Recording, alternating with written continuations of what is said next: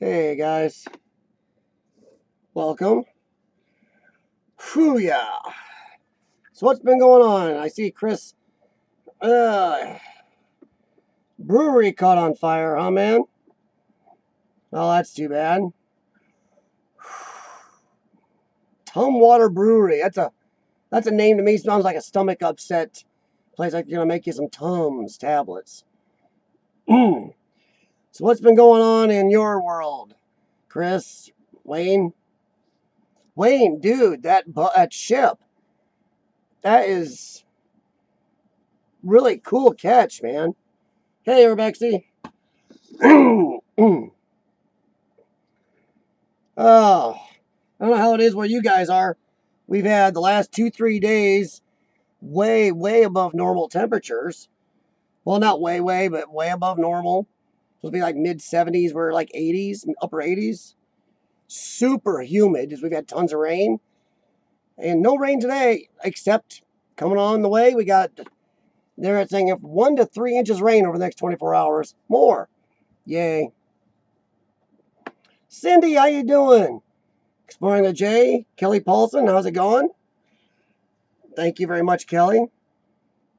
Um, Heading to Gary in 2 weeks. Well, that's cool, Jay.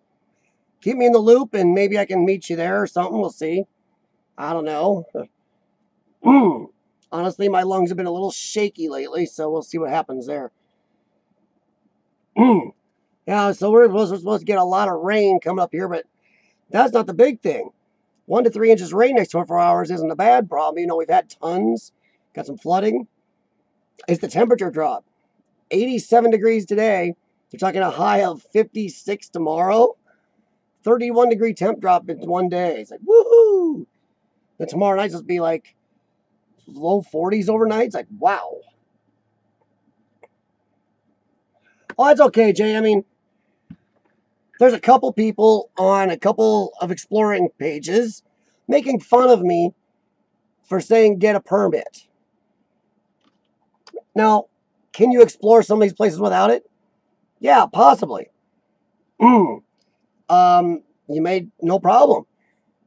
But a couple of people, those people making fun of me, have been caught and booted out of those places by the city. The city will, if they want a ticket, you give you a double-sized ticket for it. My thing about buying the permit, Jay, and to anybody else, is if a government is willing to reach out to explorers and try to work with us, why wouldn't we do that instead of making fun of it? So thanks, Jay, and I hope you have a good time. The city sites are worth it. You'll have the bank, St. Mary's. You'll have plenty of places to see, and there are plenty others for you to see. If you're going, Jay, maybe look up Steel City Storm and hook up with him. If he has time to help you out, he will. He's a great guy. The man loves his city, loves his history, and he loves exploring. So give him a look up if you want to. Give you a hand. Let's see. Well, Urbexy, your vid just got a like from that person. That's fine. You are one of the rare few on that page, if you've noticed. You are seen to be the one they picked to decently like on videos. But we're not going to go there. But Jay, whether I see you or not there, hope you have a great time in Gary. Well, Chris, that's not weird at all. Burnt Fire does stuff like that. Well, yeah, Jay, you can always get in trouble exploring without a permit. And there are a lot of places you can't get one anyway, so we explore anyway. But I just found it really cool of a city to try to reach out and work with us as much as they are able to. So why not buy the permit to show them thank you and hey, maybe do some more of this, guys. So to those that made fun of me for it, grow up. You're not exploring for the right reason then. You're exploring for the danger and the breaking in entire part, maybe. Oh, cool. Street Drummer and Jay. Maybe you guys can run into each other there. That'd be great. I wish I could know when you guys are going. Maybe I could meet up, but I don't know. Not sure if I can hang it or not. Holy crap. Hey, RJ32, Sam Point. Welcome.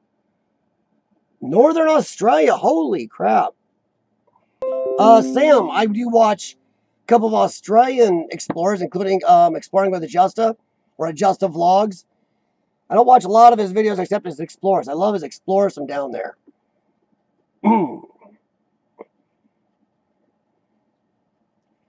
What? You're getting...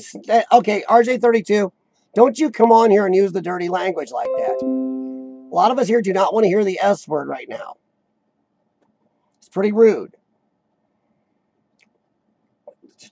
Yeah, just watch that. Sorry, I'm trying to catch up because my chat did not update for a second or two. Oh, there you go. That's what we need right there. Hookups. Street Drummer and Jake and hit each other on Twitter. And there you go, guys. A collaboration, possibly. More good videos for us to see. And it's a little safer when you got a couple more people. Oh, you're going to B-Town? Okay. Well, like I said, we got some big storms on the way here, but ours is all rain, thankfully. Well, Chris, don't put all your hopes on one video place. You got to have multiple places, and don't look at it as just you're concentrated on one spot. Look around you, walk around, drive around.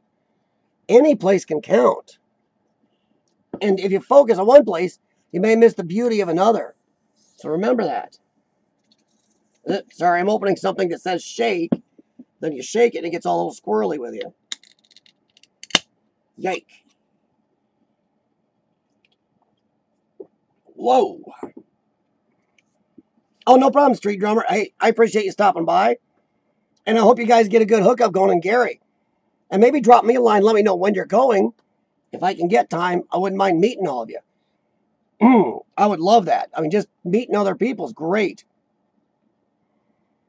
Especially other, YouTubers and or YouTuber explorers. Yeah, RJ32C Urbexy. You're not popular at Urbexy either right now, because watch that S word, man. We don't just throw that around here. We had enough snow last year. We had one of our snowiest winters on record, so we don't want any more. Apologize for my voice. I was up late last night on the treadmill doing a lot of therapies. My meds have definitely taken a little toll on my voice a little. Uh-oh. Oh, I'm sorry, Cindy. Yeah, with Urbexy, what happened to your truck? See, too bad you don't live close. I can help you out. But yeah, Chris, don't put all your eggs in one basket with exploring. Don't just focus on a spot. You got to look at everything around you. Heck, I even like, especially right now, since all this crazy stuff is going on with our fast food restaurants. If you got an old, original looking one in your area, do a walk around to that while we can. Because they're all going to disappear real soon. Wow. Wow, that's pretty cool, Sandpoint.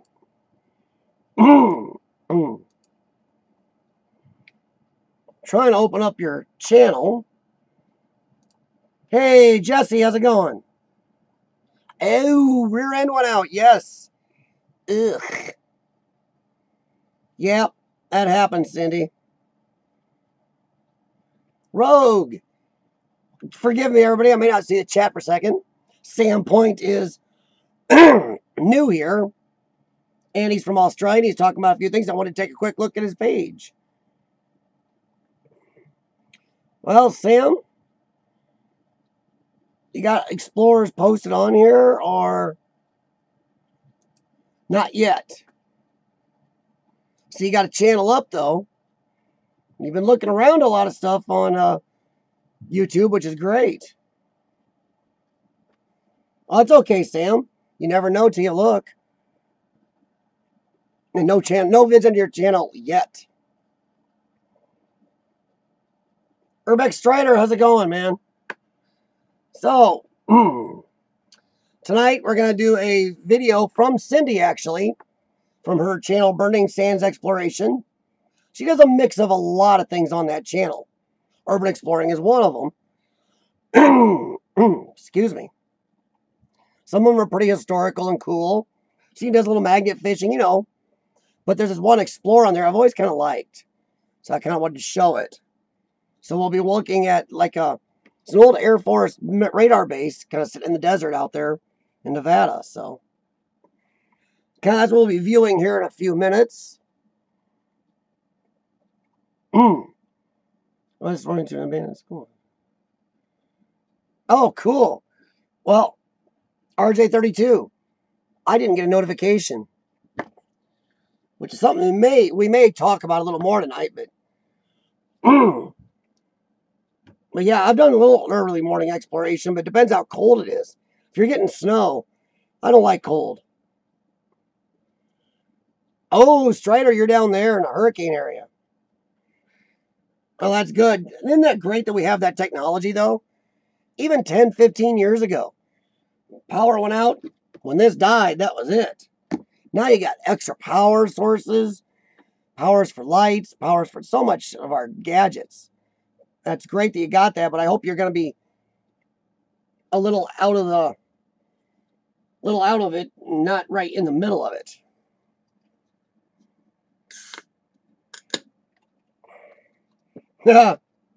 That's okay, Strider. I know what you meant. No problem, Jesse.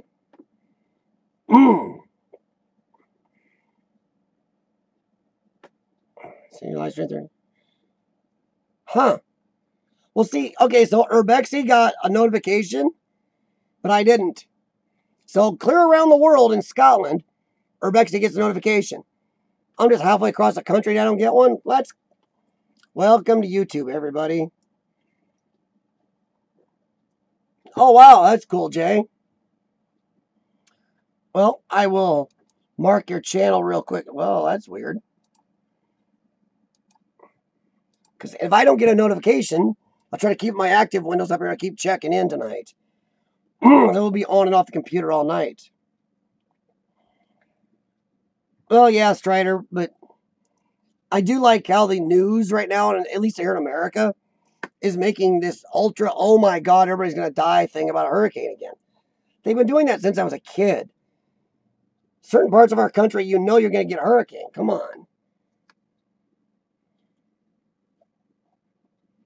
Wow, that's the Urbexy. These. Oh, no problem. Yeah, is me. Sorry. Have a good one. I don't understand the notification issues. I had a couple the other day when I did our live. Sean and I did our live short piece of live from the abandoned trailer park we were in. I had 3 or 4 people now get a hold of me, or is it 5?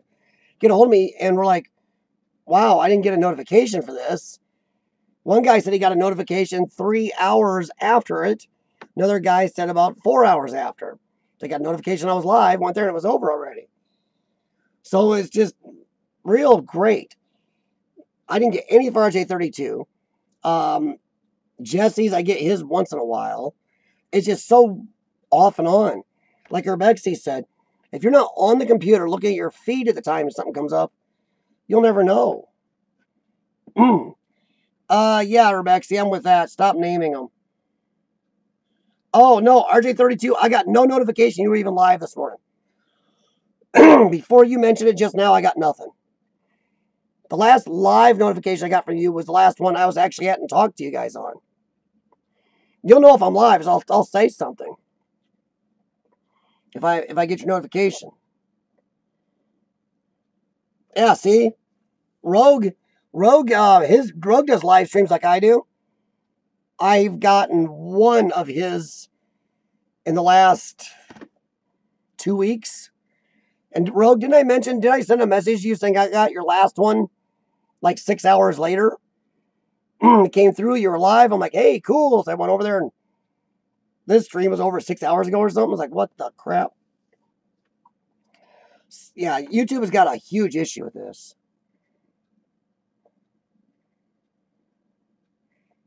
Wow. Well, that's cool, Sam. Yeah, you guys call them cyclones there. We call them hurricanes here, which is kind of weird. I don't know why. If it's in one ocean,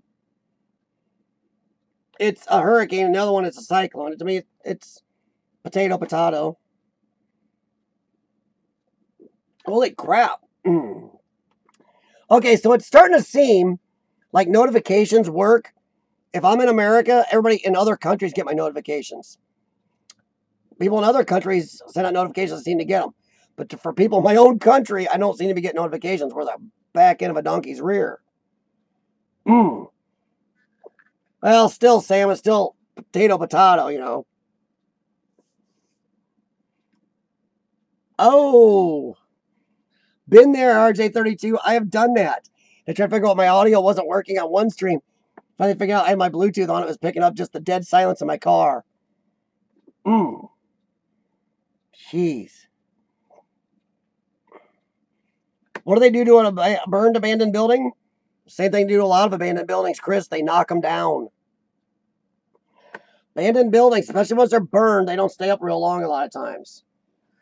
I know Rogue just did a abandoned church here recently. So go over and check his channel. He's got a short explore of a walk around of a abandoned church that somebody burned. I'm not sure it was abandoned when it burned, Rogue. But it burned, and boy, it was a heck of a big church. But everything inside is dropped inside now. So that, I don't know if they'll rebuild that, as it doesn't look like there's a lot. I don't know if they'll be able to. Wow.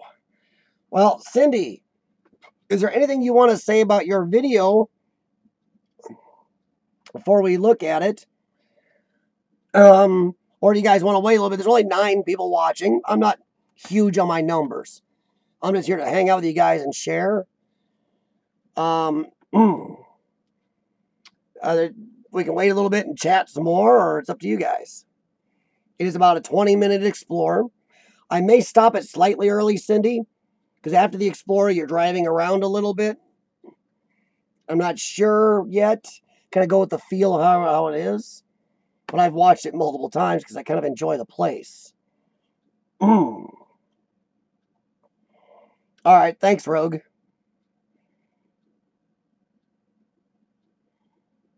Only one part.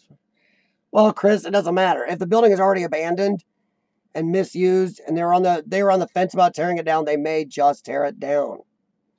They may not keep it up. Oh no, Urbexy, I understand totally.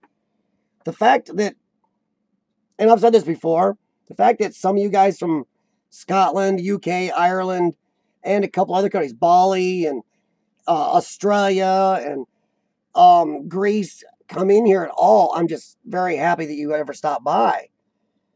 I know time zones kind of suck. I've kind of tried to pick a time that would match. If I go too much earlier here in America, my American counterparts can't really make it on. So I know it's pretty early for Cindy right now. It's only like 3:45 where she's at. So that's kind of pushing a little early for her. Oh no, Cindy. I want the intro, hon. You got to get the Explorer in there. So no, Urbexy, I understand 100%. If I was 70 years earlier. Woo. Wow, that's really cool, Sam. Yeah, Urbexy brings up a good point. A lot of accidental fires are a good excuse to knock the place down. Yeah, sometimes they can't get it torn down unless there's a fire, and then sometimes a city or county will tear it, or they don't have to pay or something to tear it down. There's other ways to get around insurance pays or something then too. 8:48 a.m. on Wednesday. Yow! Yeah, you're even earlier than my friends in New Zealand then. So I know a couple of my New Zealand friends, if they stop by here, it's a little early for them, but they might also be out exploring. So I know they're going to try to explore. Today, it's starting to get nicer down there for you guys. They're starting to get it. You're starting to get into your spring and summer. But yeah, it's Wednesday or Tuesday night here, and it's getting real dark real fast. I got a rainstorm coming. Well, Chris, if you can prove it's insurance fraud. But let's take a look at this video from Cindy. from her channel, Burning Sands Exploration. The link is in the description of this stream. And I'm not sure if I still have the link here. Let me see. I'm going to paste something. It may not be the right thing. Ooh, this might be Cindy. Don't think so. Nope, that ain't it. Just a second here. That's it. There we go. Don't know why it picked this. It just pulled up. It made up a whole new address I've never seen. Wow. Gotta love tech sometimes. I don't remember ever copy or pasting that. Well, here you go. There's the link to Cindy's other channel. Oh yeah, Urbexy, you guys use kind of military time, what we call military time there, don't you? 24-hour scale. We use the 12-hour. Exactly, Sam. All right. Oh, let me flip over here, everyone. And pull this up. Of course, it makes me rehunt. I gotta figure that out someday. I don't know why it is being a jerk. Oh, they got this little banner up my way. Trying to tell me about new features. There she is. Love the picture for the header here. The ghost town in the background. The old mining town. That is really cool. See, I haven't not been able to explore a lot of stuff like that. Because when I was younger and out west, my parents wouldn't let me near that stuff alone because they knew how dangerous I was. And when I got older, last time I was out there with my wife, my lungs are really bad off and I wasn't feeling good. So I couldn't really do much, especially at the altitudes. But as you can see, Cindy's got a whole range of stuff here for you. There it is. But this is the one we're going to be watching right now. I will check with you as I start this, make sure the audio is good. But this is Burning Sands Exploration. And once again, comment good, bad, ugly, suggestions, what you liked, what was your favorite parts. Let Cindy know what you think. And Cindy, feel free to drop any information in the chat while we're doing it too. Or Cindy, this is your video. Tell me to stop or pause certain places if you want. Video unavailable. Hi guys. Today I'm going to take you to a closed United States Air Force I like the hat. General Surveillance Radar Station. It's on top of a big mountain. It's a little cloudy today, but hopefully by the time we get up there it'll be a little less windy and cloudy. It was for the 658th Aircraft Control and Warning Squadron, and they were part of a planned deployment by Air Force Defense Command, and it was 44 of one of the 44 of the mobile units across the United States. They were to support the permanent radar network established during the Cold War for air defense for the United States. It was activated on June 8th, 1955, and they actually moved into the station in 1956. Try and read some notes here. The site was used as a ground control intercept, or called GCI, and a warning station. The squadron's role was to guide interceptor aircraft toward unidentified intruders picked up on the unit's radar scopes. The radar squadron provided information around the clock to the Automatic Ground Environment System. It's located just north of Reno.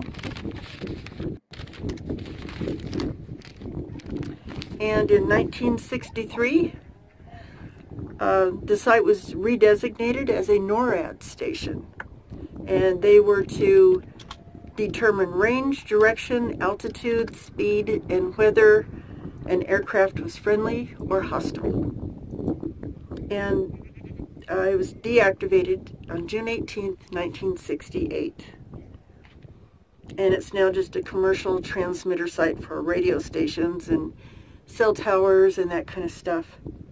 Like that nice alfalfa field getting ready to be planted behind me there. Okay, and that's about it for the intro. And let's go do this and see if we can find some interesting stuff. I haven't been up there and explored the buildings, so I'm hoping there's a lot to see. So we'll see when we get there. This is the radio, or I should say radar towers. Holy crap. That they used for their surveillance radio tower things. They're not supposed to be in use at the moment, but it is the government, so who knows. And before I really get into anything, I wanted to take you over here and show you the view from the top of this mountain.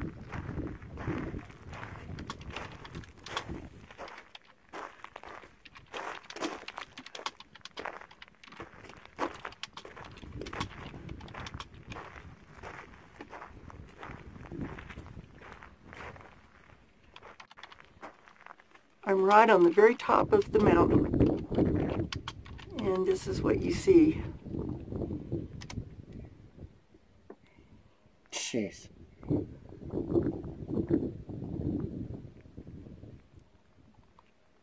I have some other views I want to take going back down the mountain that were just gorgeous.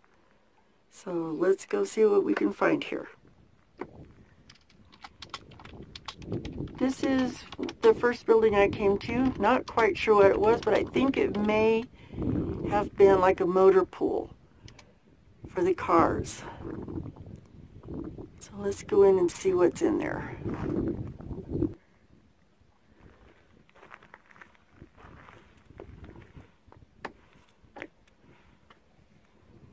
Yeah, I believe that's what this is. It's an old motor pool.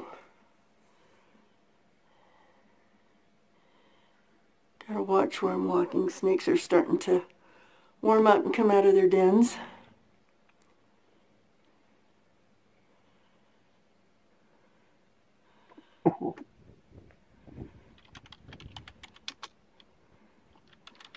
Lots of interesting graffiti around here.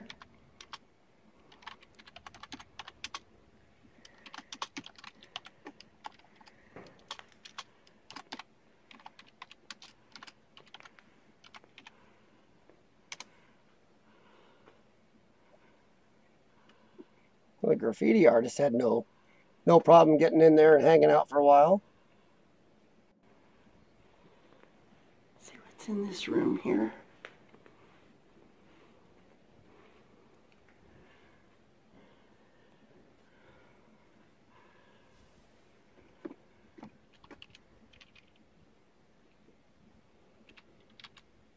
Always watching the ground for snakes. Don't want to run into any rattlesnakes.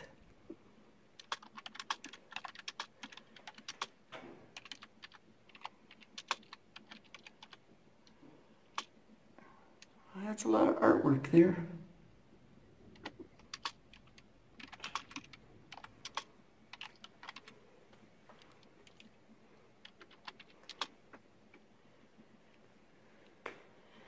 Let's go see what's out this door over here.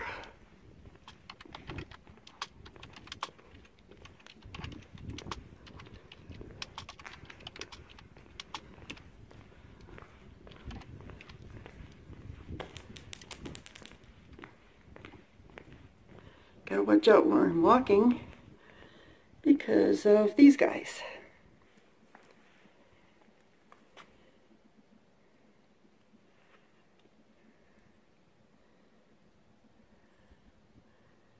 Don't really want to fall in there. It wouldn't be a good idea.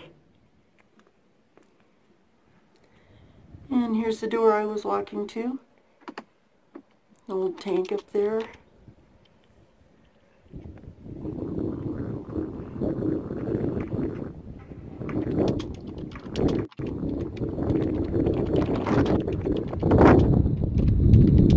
Let's just walk around and go up to another building, see what we can find.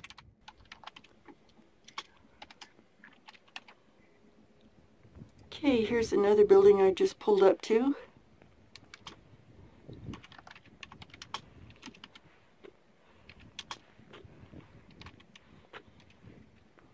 Don't think I really want to go in this one. It's a little bit, yeah, those birds just scared me to death. Some birds came out of there.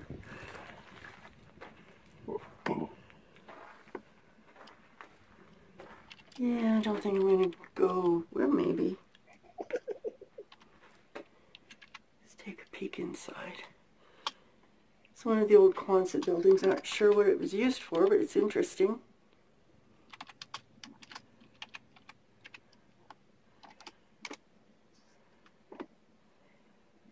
I guess the birds get to use it now for nesting.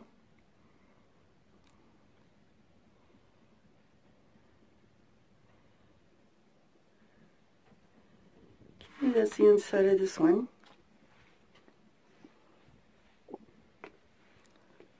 I'm going to give you a view again of what you can see from the top of the mountain up here.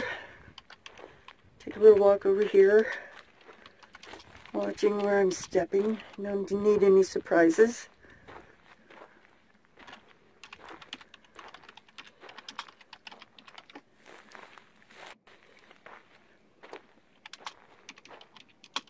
Isn't that something? Jeez. The road up here was pretty tricky. You can tell it's been well maintained, but it was so windy and narrow. And I did meet a person going down while I was coming up, so us getting by each other on the road was a little interesting. But that's our desert out here. Isn't that wonderful? So let's go on to the next building. The next one's going to be a little bit of a hike. Okay, I've made it up here, but I'm really huffing and puffing. We'll go in that building last.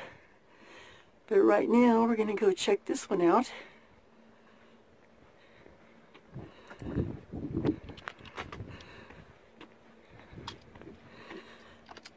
Whew, boy, that was a walk.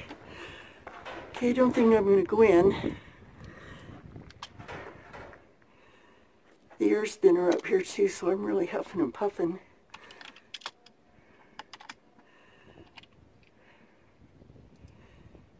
Not quite sure what this building was about.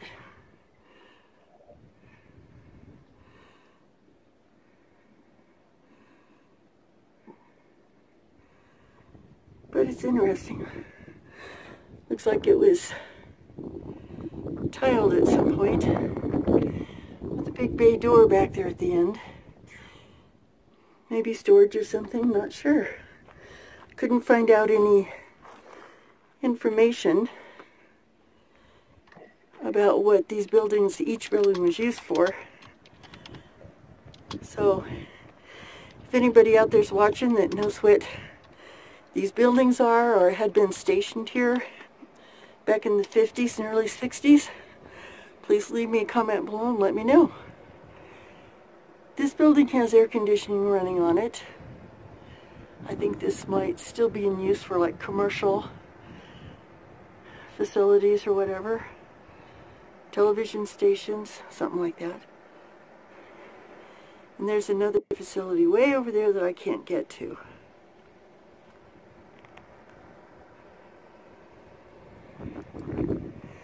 So let's go back down around the back part here and I'll see if I can get up to that next building. Well, I gotta tell you guys, that's interesting. That's my white truck right there. I walked up here and I turned around, my car door is standing wide open.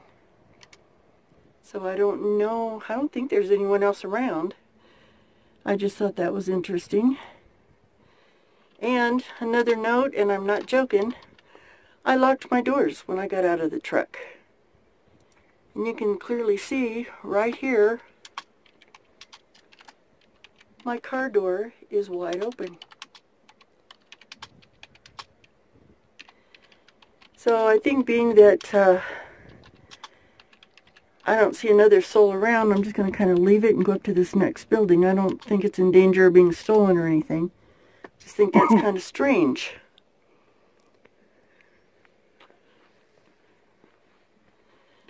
So let's go on up these stairs. As long as no ghosts or entities try to take off with my truck, I'm good. 'Cause that'd be one heck of a long walk back home.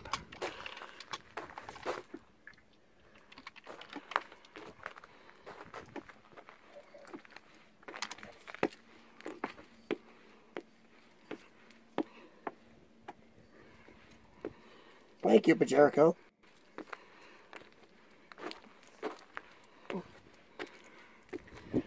I'm glad Cindy's doing this. I'm not sure with my lungs at the altitude she's at, I could be walking up the steps very well at the moment. Okay.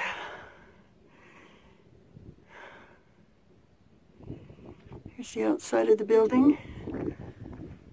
Gosh, that bothers me about my truck. I keep looking back expecting somebody to be in it.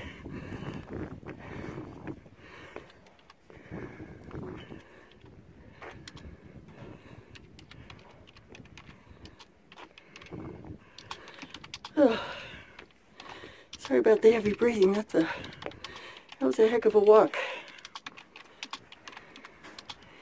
And again, I'm not going in this one. Gosh. I'll just stick my camera in here.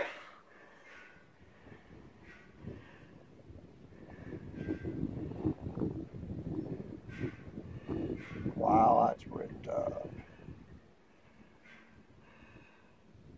Jeez. Wonder how much of that would be left in my climate, though. If it was left like that. Yeah, it's definitely a death trap.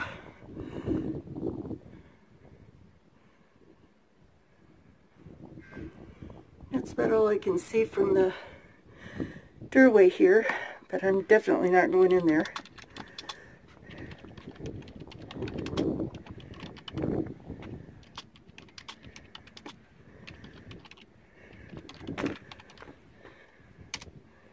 What's this hole over here? Oh, just a water main.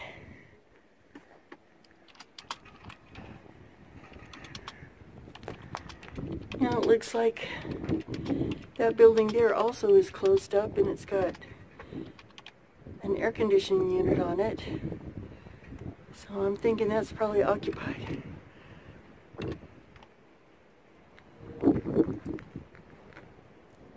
See the towers over there in the distance?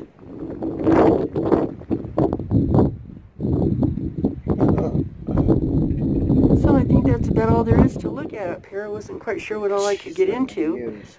Looks like maybe some of the buildings may be missing. But it was a nice little jaunt for today. And I'll stop and add some really pretty views on the way back down the mountain. This mountain didn't really look this high until I got up here. There's looking down on the other building we looked into.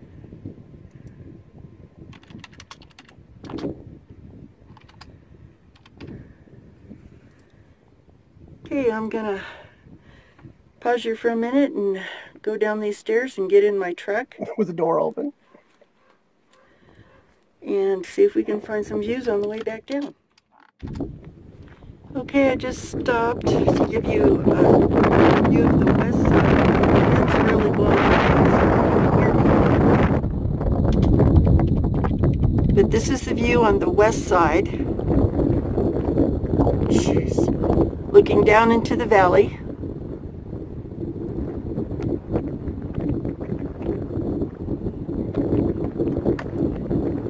And there's part of the road I'm starting down now, so hold on. Just wanted to get out and take a quick picture of this.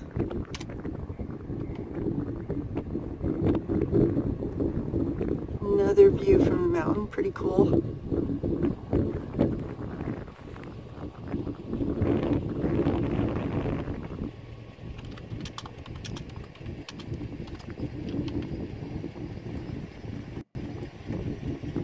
And there's the road going down. So, here we go again.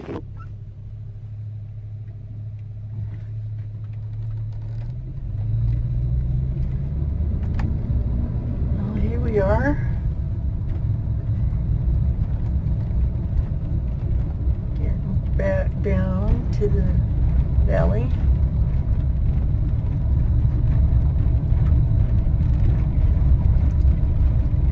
Thought I'd try to film some of the road. It's kind of bumpy. Maybe that wasn't a good idea.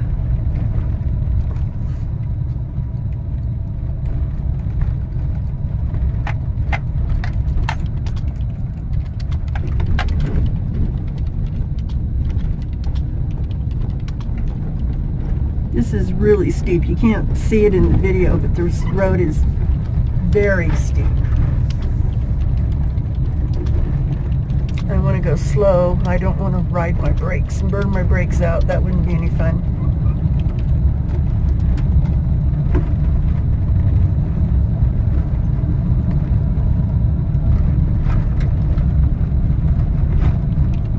That was an interesting little place.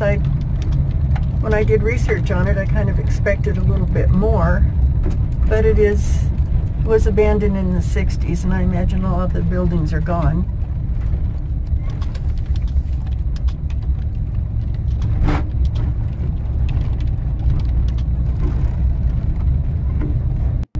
Oh, one thing I wanted to know, make sure nobody's coming, was it this canyon?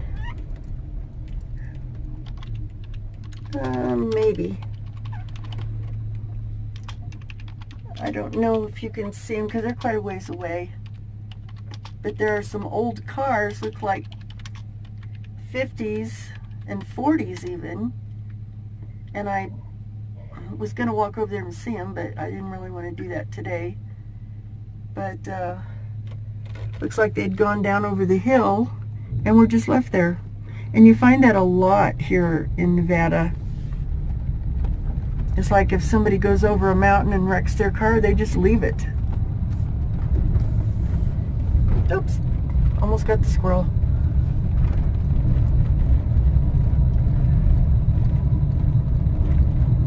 There's the valley out there. I'm not sure what that town is out there, if it even is a town. I was going to guess that it's Paradise Valley, but I think Paradise Valley is further up the road, so that might just be a little farming community out there. Not real sure. Okay guys, the road's getting bumpy, so I'm going to turn you off for a few minutes. Okay guys, we've made it back down to the main road, and that's about all there is to see for today. Thanks for joining me, and I hope you enjoyed the video, and I guess that's it for this time. I'll see you next time. Gorgeous view. Vlog is over. Well, I like that Explorer. I've been out west here in America a lot, so I've seen these views. And I'll tell you what, it's amazing on camera, and once you see it in person, you're awestruck by a lot of it. I will say that in America, we don't have as much of the old places to explore like a lot of you guys do. In Europe and, you know, Asia and some other places. But I tell you what, we've got a diverse array and wholly diverse environments. Everything from marshy bayous to horribly stark desert to partial. I don't, Cindy, can I call that partial desert what you're showing? Where there's still some landscape. I've been to the sand desert, so there's dead nothing. We got salt flats, we've got almost rainforest, we got trees that have been around since the dinosaurs. We got a weird, diverse range here. So, I mean, it's just kind of cool what we do have. And honestly, I didn't realize until I started doing YouTube and really looking up while talking to some friends in New Zealand how big this country is, even compared to a lot of Europe. Like, I thought France was almost as big as America. I don't know why. But now that I looked up the actual square miles and found out how small France is compared to us, it's like, holy crap. We are, I'm going to say, we're spoiled here in America. We don't have the great castles and the amazing stuff that, well, thankfully I get to see Pajerico and Urbexy and a lot of other people, Richard's Reality, show me over there. But we have a diverse range of much newer explorers. So I do say we're a little spoiled between the space we have and the diversity. But none of that said, I want to explore a castle. I'm kind of jealous every time I get to watch those.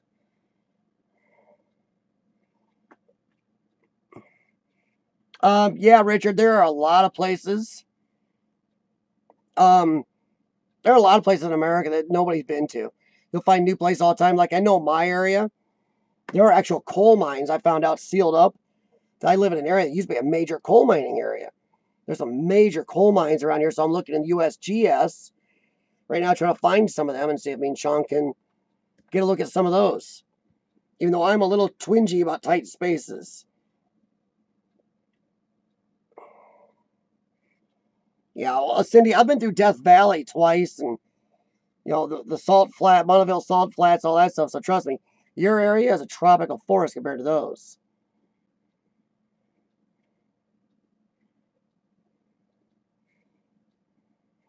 Yeah, exactly. Yeah, Sam, they did keep that up, so you can tell. Like Cindy said, the one building is being used for, like I said, a commercial radio tower, and a couple of cell companies are paying to put stuff up there. But it does boggle the mind to me how much the government's waste. Yeah, but Jericho, but then see, I kind of want to go to your area because of all the cool stuff, like when you and Dale were out hunting the other day. I don't get that here. Which, once again, thank you for YouTube, because when Jericho goes out and sees that stuff, or Richard goes out and shows me a cave full of cars, or the scrapyard there, I get to see that no matter what. So it's great, and we all get to at least share that back and forth. I mean, I don't think Scotland has a desert area like we have here in America. So you guys Cindy got to share something with you guys, which is a great. Oh, no problem, Jay. Thanks for stopping by, man. Well, thanks, Explore Fever. But yeah, I enjoy that Explore. I've always been. I know I've watched that one a couple times because, like I said, I've been out west a good amount, and I kind of miss it. Um, if health allowing, my wife and I are planning another trip out next summer. So maybe Cindy, I can find you, and if we get close, I'll let you know. Well, see, now Cindy, I don't know what anybody else thought here. Well, actually, I do know because Urbexy said something. Um, I don't think you were long-winded at all. I actually liked your beginning because a lot of us, when we explore places, we can't share history because it'll bring vandals in. That place, one, it's active anyway, so there might be some people watching to make sure there's too much vandalism now. Also, the places that are vandalized you aren't going to damage them anymore. You got to give a nice piece of history. That's not long-winded. That's something the rest of us wish we could do more often. So no, that was great. And I didn't cut the drive down because I've watched it a couple times, but I kind of enjoyed it. I just trying to see how everybody was going with the video. And once again, as you can see, Cindy, it's a great video. So stick with your exploring as much as you can, hon. I really enjoy those. Well, Rebecca, your grass is definitely greener than ours. No, thanks, guys. I mean, letting Cindy know. I mean, I appreciate all the comments during. Cindy, Sam, everybody else. It's great that you guys all, Cindy threw out some information, let you guys know some stuff during. And Sam, they got to throw in a little expertise since he was working in some places like this. But Jericho, you're right. We're all wanting to see what we don't have, but that's the good part about YouTube. Because you don't have what Cindy just showed you. I don't have what you guys keep showing me. So it's great. I was going to ask, do you guys have mobile home parks over there like we have here? I mean, not little like Tolong, the big suckers. You have like mobile home people in UK and stuff. I mean, just curious if you know what our mobile homes look like here in America. They call them mobile homes, but a lot of them barely ever move. Cindy, yeah, if I get out there, out west, I definitely will try. I mean, I've met up with other explorers on my travels, on my vacations. My wife is really cool about that. So That'd be great. I love meeting other YouTubers, and especially other urban explorers.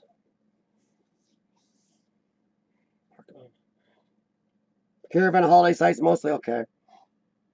We call them static caravans. Wow. We just call them mobile homes or trailer parks. And some of them are really big. They have double wides. They're like two of them, they bolt together. It's as big as a lot of people's houses. Well, Cindy, thank you very much for letting me review your video. I just kind of, I'm also very happy that you're still into exploring so much and just doing stuff. You're active as crap. So I love that. You kind of give the younger people, and I'm not picking on your age, trust me. You give the younger people hope that, look, you can still keep doing all this stuff you're going to love. Because some people worry about getting older, going, oh, this isn't going to be as much fun. You're still out having all the fun. Well, until your truck rear end goes out. So I'm sorry that happened. Hopefully you can reschedule your collaboration and we can all watch that.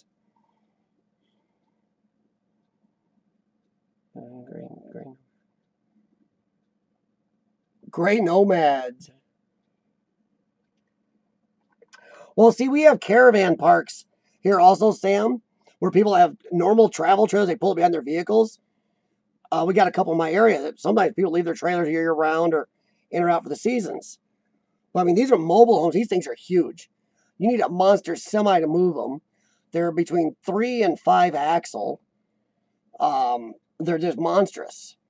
They're not quite as big as my house normally, but they're good sized. Like a family of 3 to 5 can live in some of these things or more. So these are actually, you live there. You have a mailbox up front and everything. Some of them have little decks on them. It's crazy. Woof. 1K a year ground fee isn't too bad, Urbexy. I think here, most lot fees, they call it here, is between 250, I'd say between 200 and 600 a month. But a lot of times that includes at least some of your utilities. There you go, Sam. Thank you. Exactly. You can, just because you grow older, I mean, you have to grow up. It's all in what you want to do, right, Cindy? Exactly. There you go. She'd have more fun retired when she was young and working. Yeah. Yeah.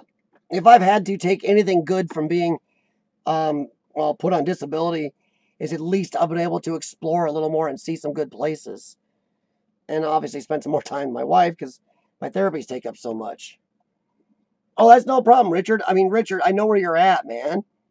Once again, me and Urbexy are kind of pushing for a YouTube time where we all know, see you at 3 o'clock YouTube time. But I understand where you're at in time zones, and thanks for coming, Richard. I appreciate it. And thanks for watching and pitching in and commenting on Cindy's video. Before you go, Richard, next week, I'm either going to be doing, and I got to talk to some people.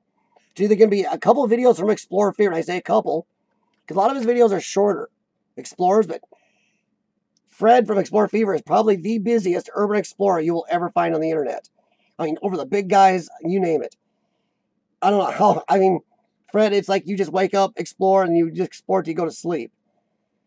So it's either going to be a couple of videos from Fred. I just got to go over a couple, see if they got any copyright music. Then I also have, in order on my list, Deb, Colliding Planets, and then TJ. So these are what I got on my list so far. So Richard, if you get a chance to check any of these guys out, feel free, but thanks for coming in, man.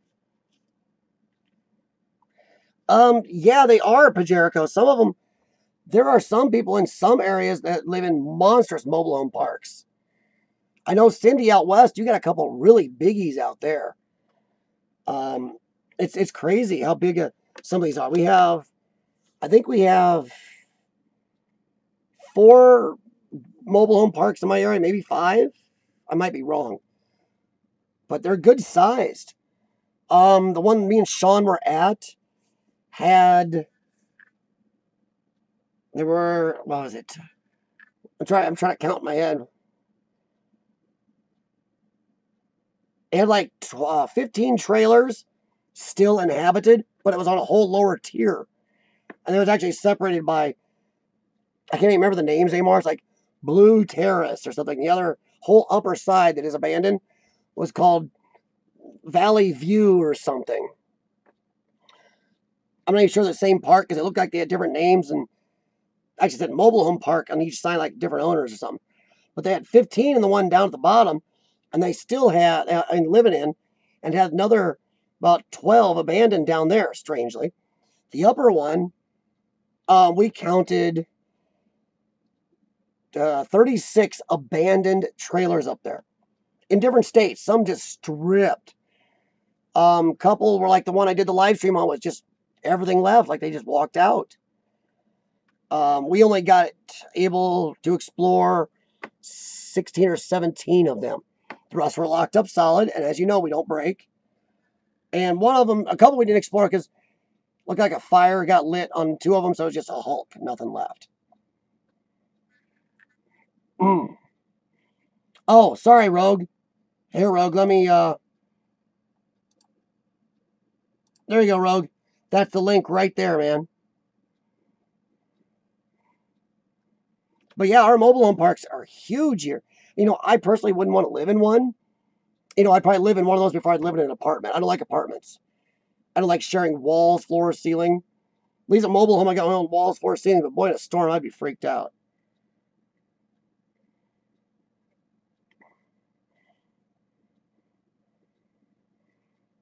Yeah, there we go. Me and Urbexy both put the link up there. Oh, that's no problem, Urbexy. I already had it in my paste, copy paste. So it's easy for me.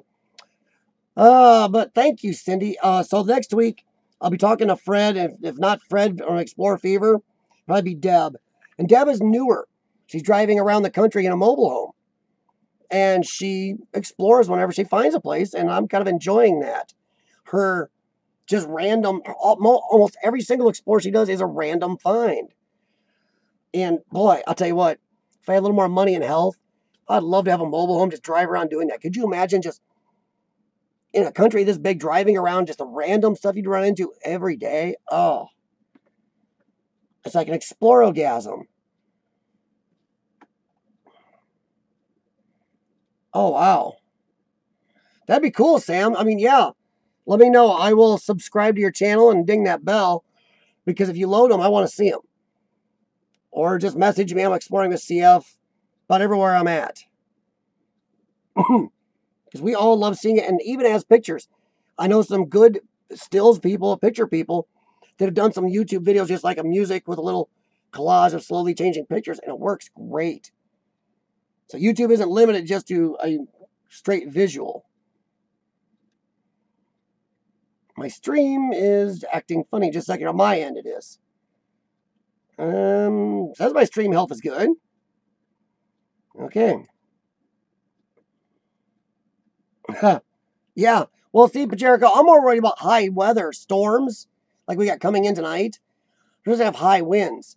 I couldn't imagine being in one of those in high winds. You know, they got skirting and they got legs down there on concrete blocks, but still. You see tornado areas where trailer parks just get destroyed. Have a good one, Jericho. Thanks, man. I appreciate it.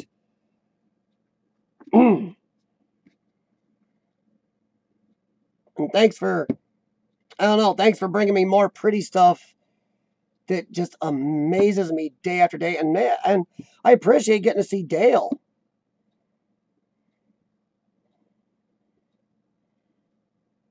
Okay. It's just me. Somehow it's getting a little fuzzy on my end, but I'm showing good stream health and everything's kicking. Urbexy and I were talking over the last few days. And we were talking topics and some other stuff. Urbexy is another one of my Scottish Zen ninja friends, along with Jericho. I don't know if it's my lineage, since I'm huge Scottish lineage, but I seem to have hooked up with a good amount of people from Scotland and New Zealand. And we've got a group where we really do talk things out and share things back and forth. It's really nice.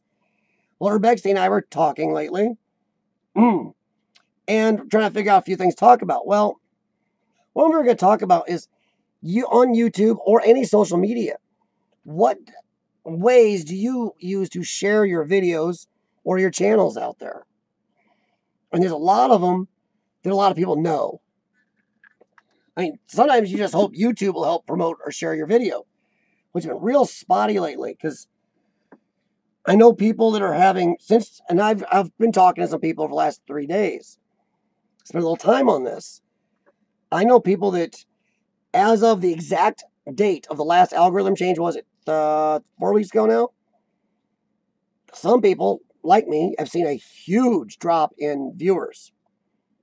Not that I'm freaking out about it, trust me. I'm here to share things, not have a cow about my viewer numbers. But I've seen a huge drop. While I know others that have seen a huge uptick and they haven't changed anything. And we kind of compared our analytics, and it comes down right to the last algorithm change. So you got to start looking. What is YouTube doing that is suddenly unfavoring maybe 40% of YouTubers at once, while it's suddenly favoring then another 40%, while 20% is still lost in the middle?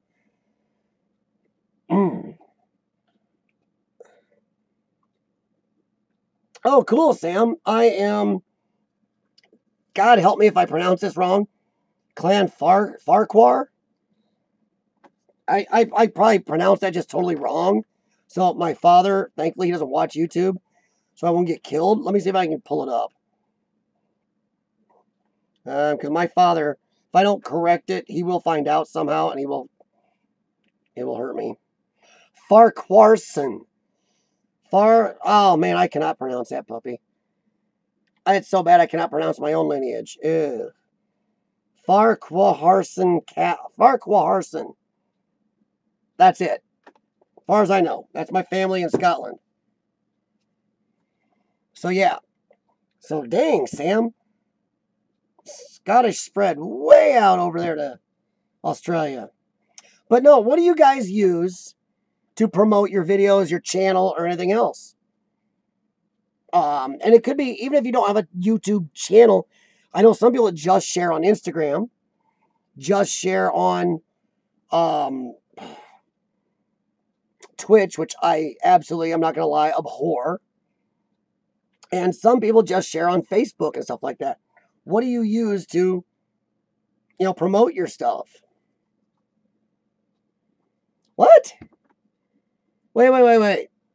Sam, did you say your family is my clan?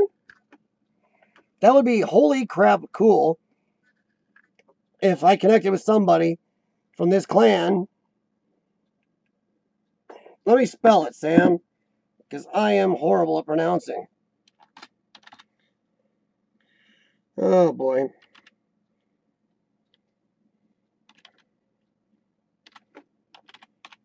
I think I got that right.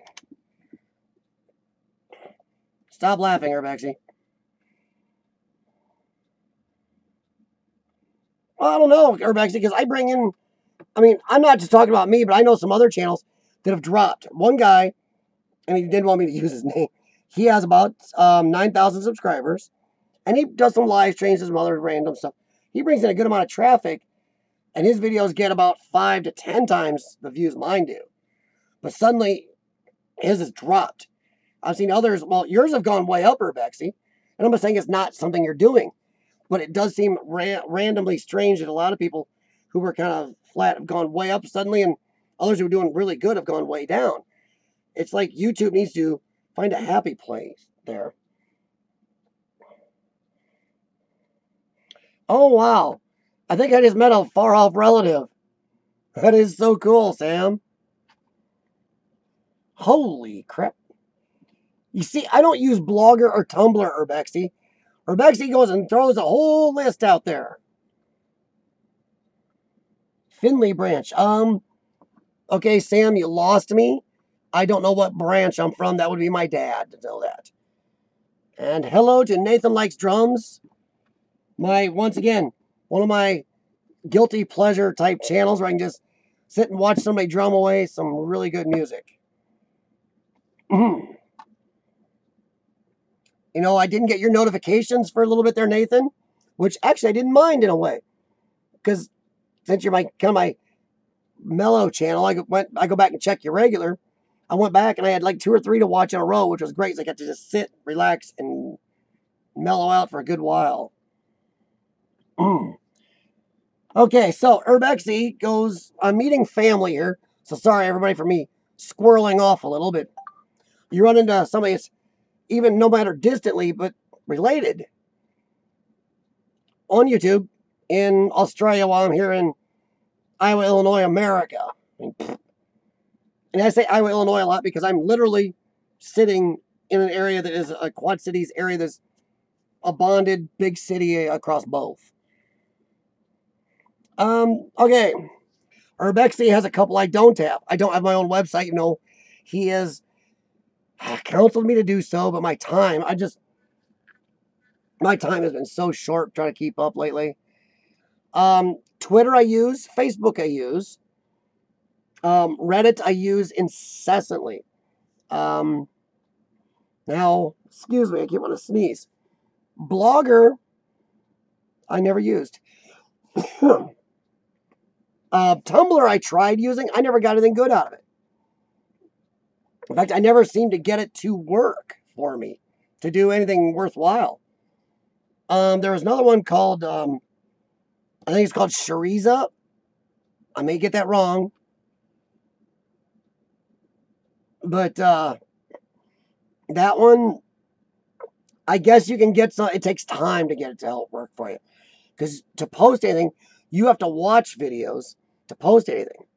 Then watch some more, which is kind of a good thing, but also takes a lot of time. So there's that one. I wish he was here because Fuzz from Fuzz TV, he likes that one. And he knows a lot more about it than I do. And Cindy, YouTube and Instagram. Cindy, you should look into Reddit. It's easy.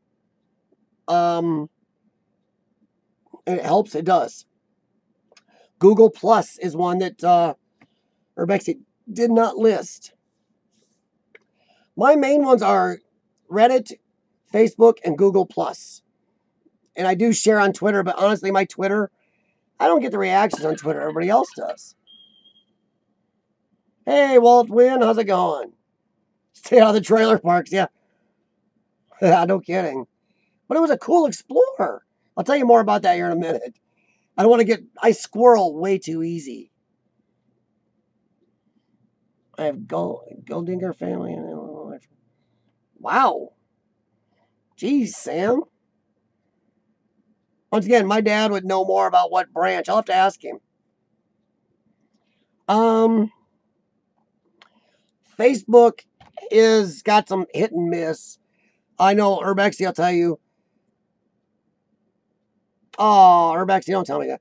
Urbexy, I'll tell you, there's some Facebook pages that are amazing, great, and helpful. Some that really aren't. Some that are pain in the butt, and you kind of just want to leave them. But it really does help. Urbexy also helped me post better on Facebook, which I actually like, because I don't know how I forgot. I did that when I first started, but somehow I lost it and was just posting links to my videos and forgot to post a lot of my photos, which is stupid because I was still taking the photos and like wasting them. Now I can share it to more people, and I do like doing that. So thanks to Urbexy for that one. It's going to be a thank Urbexy stream, I think. Yes, I know they're shutting down Google Plus, which does suck. I agree with Sam. It's a bugger about it because I use Google Plus. I actually like it a lot because I go to each of their little pages, and I can actually find a lot of good urban explorers. Richard's Reality, I did not, once again, thank you, YouTube, for not giving me notifications. But as I was posting, I also read down through those. And I saw Richard had a video I hadn't seen. So I watched it. I not only use Reddit and Google Plus to share my stuff, but I'm telling you what, you can find a lot of other explorers that you didn't know about before. I found explorers from other countries where I don't even understand their language. But you don't need to. Just watching the explorers, like, oh, that is great. So yeah, I'm upset about Google Plus being shut down because to me it's one of the easiest to use ones. It connects right to, it's connectable to your YouTube channel also. It's automatic posting. It's really cool.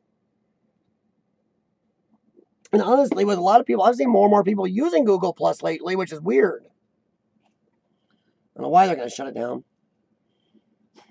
Jeez. What parts of Illinois, Sam?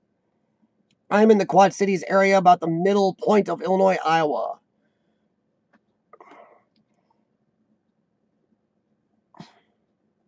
Drive-by spam run.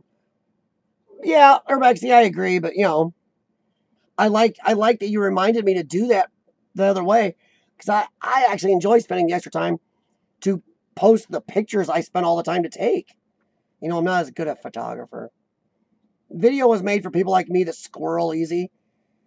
Because while I'm trying to take a still, I keep wanting to look at other stuff. I'm bad at stills. Besides Google Plus, though, Reddit is my biggest one. I share to Reddit and then Facebook like crazy. I mean, I think I actually get more views off Facebook. But I like Reddit because it gives me more of a wide variety of other explorers to see and other people. I might get that wrong, so if I pronounce it wrong, I'm sorry. Infree and Fran vlogs. They're from Spain. I like their videos. Of course, you can't beat a guy that walks around with a Darth Vader backpack for urban exploring. I ran into people like them and others from around the world. Broken Window Theory from Germany. Oh my gosh, they are amazing if you've never seen them. So not only do you spread your videos or pictures, even you can find so many cool other ones you didn't know about and see good places. I actually think I ran into a Justa from Australia on, might have been Reddit.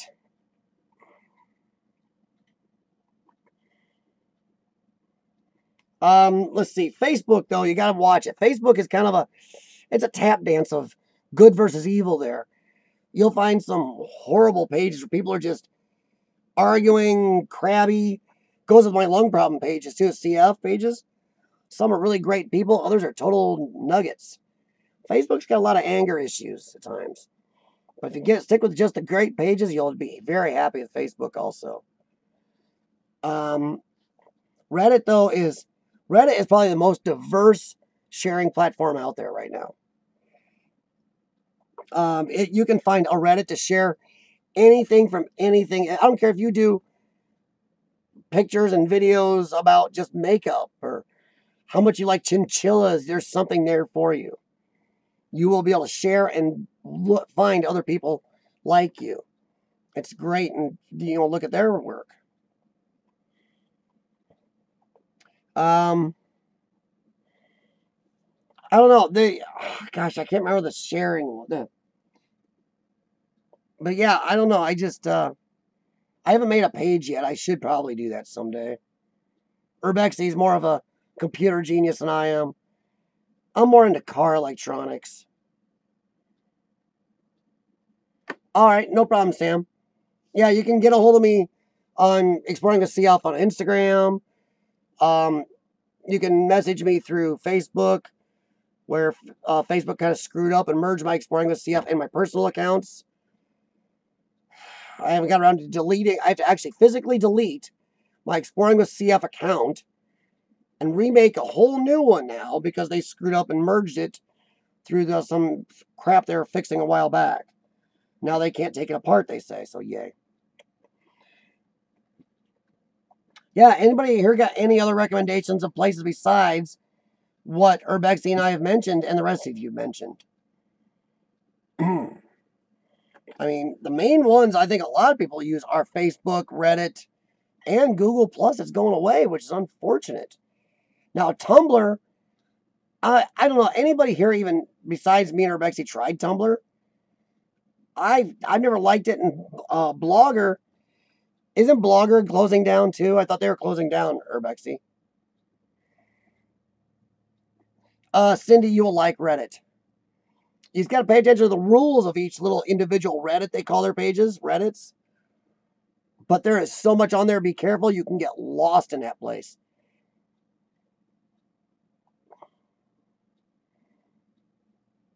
You get nothing from where, Urbexy? No, I'm just curious. I mean, Blogger. Isn't Blogger closing down? Somebody told me Blogger was closing down. Because I've never used them. Twitter, I share stuff. I communicate with a few people there, but I don't really get a lot out of Twitter either. Oh, Tumblr, I get nothing from Tumblr.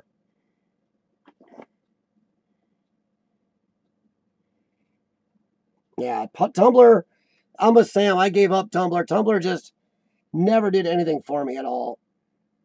Boy, when this here says shake really well before you open it, they're not kidding because I didn't shake it well. So all the stuff that keeps from tasting like really just strong black coffee is sitting in the bottom.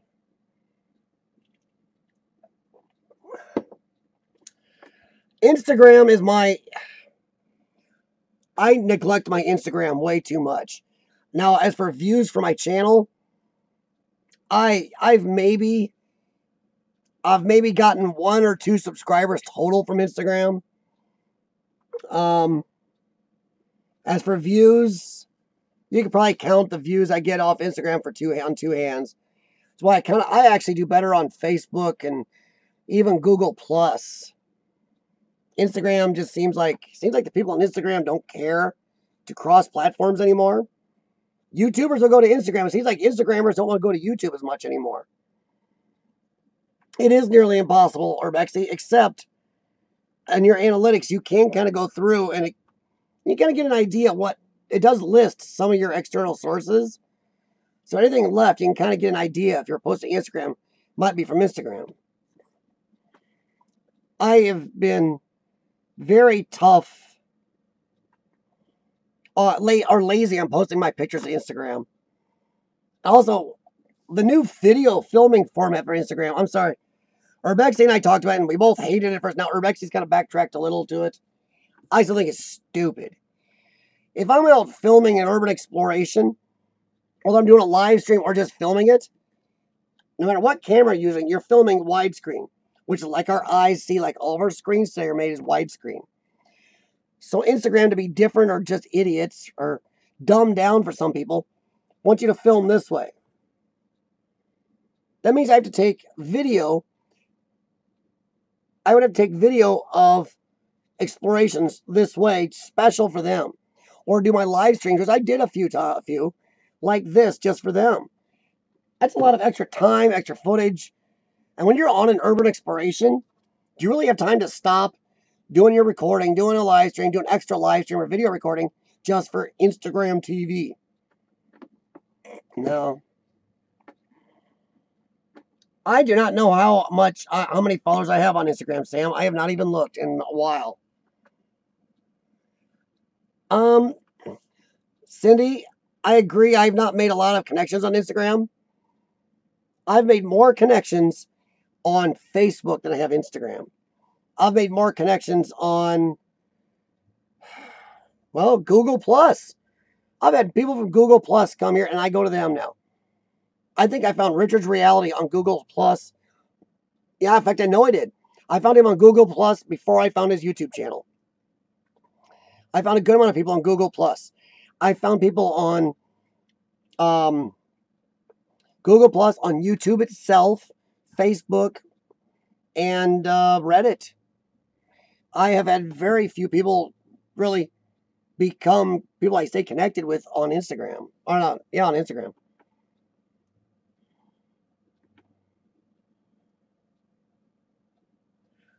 I just don't like it, Sam. It makes no sense to me since everything we own is like widescreen now. Now they want you to just. I'm not a big fan of backtracking. It does desertify. By the way, welcome, man. I mean, now there's one exception. Desertify Urbex, I followed on Instagram for a long time before they made the leap to YouTube. So that is an exception. I actually followed them before, then followed them to YouTube. I love his videos because his pictures were always amazing. If you're not a follower on Instagram, go look up the pictures they put out. I mean, holy crap. Besides having a voice not like mine that is perfect for narration and being able to narrate perfectly, kind of gives his videos a educational and exploratory thing all at once. It's a cool feel. I don't have that voice. But yeah, really check him out. I've been a fan of his for, well, a long time. So once in a while, Instagram works out for you, but yeah, portrait cuts too much. Even if you film this way, you can edit it so it cuts, out a lot of your video. That sucks. Because it's hard to frame yourself just to edit part of your screen. Just makes no sense. When I do it like this, I have done it like this just for them. I don't like it. That's not the way our eyes see. Oh, speaking of Adjusta, are you doing a Carolina Reaper challenge? Oh yeah, Desertify. You know I've been commenting on your pics for a long time. Your leap to video was just natural, honestly. Find a hack for Insta TV, just re-render it in 1080 920. See, Urbexy, I tried that, or I heard somebody else try that, but they say every time they flip their phone this way to watch it, then it rolls the screen. They gotta go in their menu and turn off the auto roll feature on their phone, which they don't like. So it wants to roll it again. But yeah. Yeah, I don't know. It's just, I don't like the whole fact that they did it that way. Instagram, I'm not sure. I know some people say Instagram's gonna cut into YouTube. I don't see it doing it. I don't even see the IGTV thing being that big a draw. Do you? Any of you? I don't know. It just makes it so you can't share video back and forth as easy. It's like they're trying to make sure they separate each other, and I think Instagram will lose that battle, honestly. Their interface is not near as good as YouTube's for this type of sharing and everything else. YouTube does do their user interface so much better.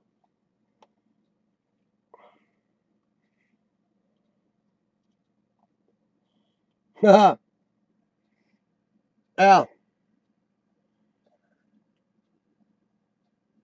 Yeah, different certified. Yeah, you had to. I don't know. I don't understand why they decided that, but I think it's a bad move. But I don't know. I do. What do you guys do with Twitter? Honestly, people told me you got to get on Twitter. Well, I'm on Twitter. I don't really get much out of it. I do share. I think some people do come to the live streams a little more often, just because I post on Twitter the live stream. That's where Facebook lets me down. Facebook really helps with my views and my pictures and spreading things on everything for my channel, or vice versa. But it seems like Facebook lets me down when I post that I'm going to do like a live stream tonight. I don't really get too many people from Facebook. Dan Bell, Desertified Dan Bell. I have a love-hate relationship with Dan Bell. I either absolutely love what Dan Bell puts out or absolutely hate it. I don't seem to have a middle ground with Dan Bell. I never look at too many of his videos and go, it was okay. I either look at it and go, dang, good job, Dan, or I go, oh, what the heck? I don't know why. But yeah, Dan Bell, I do think he's a very... I actually, like I said, love-hate relationship. I do think that Dan has a very low following for what he does and what he puts out.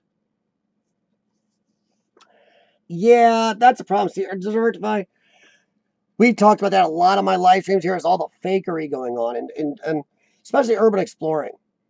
That's why a lot of us here now, we've bonded together. We have hashtag real Urbex and certain rules for our videos, because we are tired of all the fakery going on, or pure, I don't know, crap. Me and Urbexy busted out a couple of urban explorers lately, and so is Among the Unknown. It's just, the lies are killing urban exploring. Ooh, got a little flavor that wasn't just the nasty stuff there. Sorry about the wow face. Yeah, when they say shake stuff real vigorous, they do it. Oh, it is Urbexy, and I think that's also. I was talking to another urban explorer once again this week. The same guy has more people didn't want to have his name thrown out because he doesn't want to avoid somebody from the big channels jumping on his butt. Um, he thinks a lot of urban explorers right now are losing views, and he's seen a lot of smaller urban explorers drop off YouTube totally. He thinks it's because of all the clickbait and fakery going on, where it's hard to compete with it. It really is. It's very hard to compete with all the crap going on. And once again, I would call it more colorful words, but I do have some younger viewers with my lung problem that do watch my channel. So I try to watch my language here. But it's dragging down urban exploring worldwide. It really is. Because I've discussed it with other people. But Jarek and I've discussed it, Urbexy. I've discussed it with some of the rest of you on here. It's dragging urban exploring down. And then people are only watching these fakers because it's like watching a J.J. Abrams Star Trek movie. The movie itself sucks. But all they're watching is they watch it for the lens flare and the explosions. And go, ooh, that's a Star Trek movie. No, it's not. Same with urban exploring. You're watching for the ooh, You're watching for this big, huge building with power and no dust anywhere. Where they bypass 40 rooms, never even look inside and go, ooh, look at this big room I just stumbled on. No, setup. They make up finding things. They move stuff. Everybody's seeing. I don't know. It's like looking behind the curtain in Oz. And then being okay that you're getting lied to.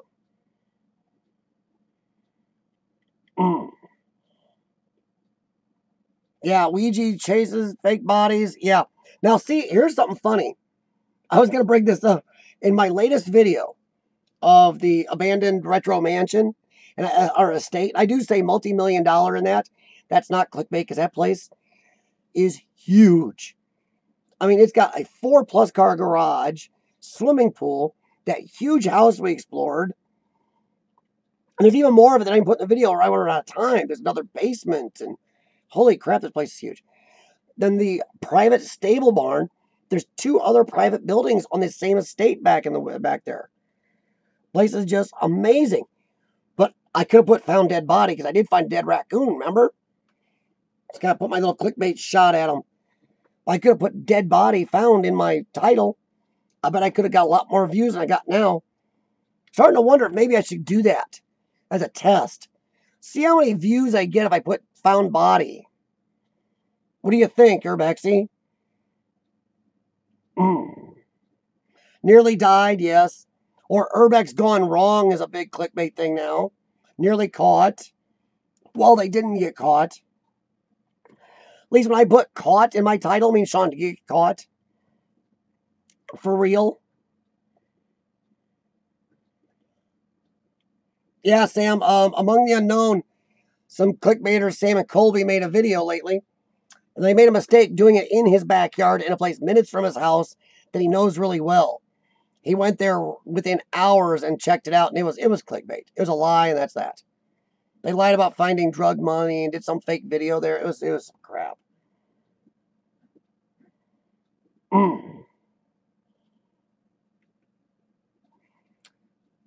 Well, Desertify, I'm not as good at SEO.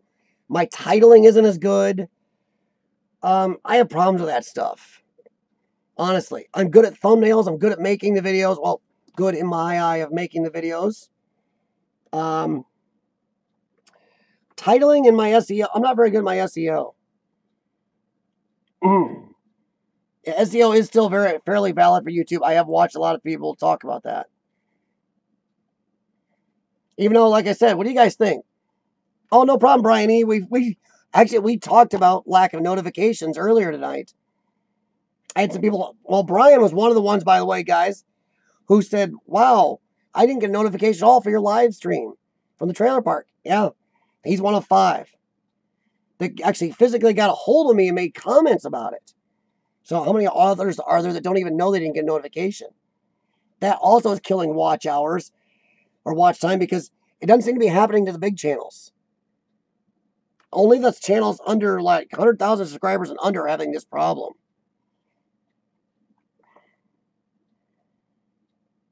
No, a rogue is just within a 12-month period. Any 12-month period, you have to meet that. Then also, if I remember right, you can't fall below the 4,000 watch hours. If you fall below, you're unmonetized. Again, you have to rebuild back up another 12 months. Urbexy, is that true? Let me know. Hike with Mike, how's it going? And Brian, I am not doing too bad. A little rough, but I'm still trying to stay out of the hospital. Trying to pick them up myself. Been watching a lot of YouTube videos at 2, 3 a.m. at night at the gym while I'm on the treadmill. AdWords has a suggestion tool. I did not know that. I've been using TubeBuddy, and honestly, I almost do the opposite of what TubeBuddy says now. See, if TubeBuddy says the video title is amazing, I get almost no views. But if TubeBuddy says it's kind of so-so, I get more views. So I think TubeBuddy is a little bit crappy doing titling.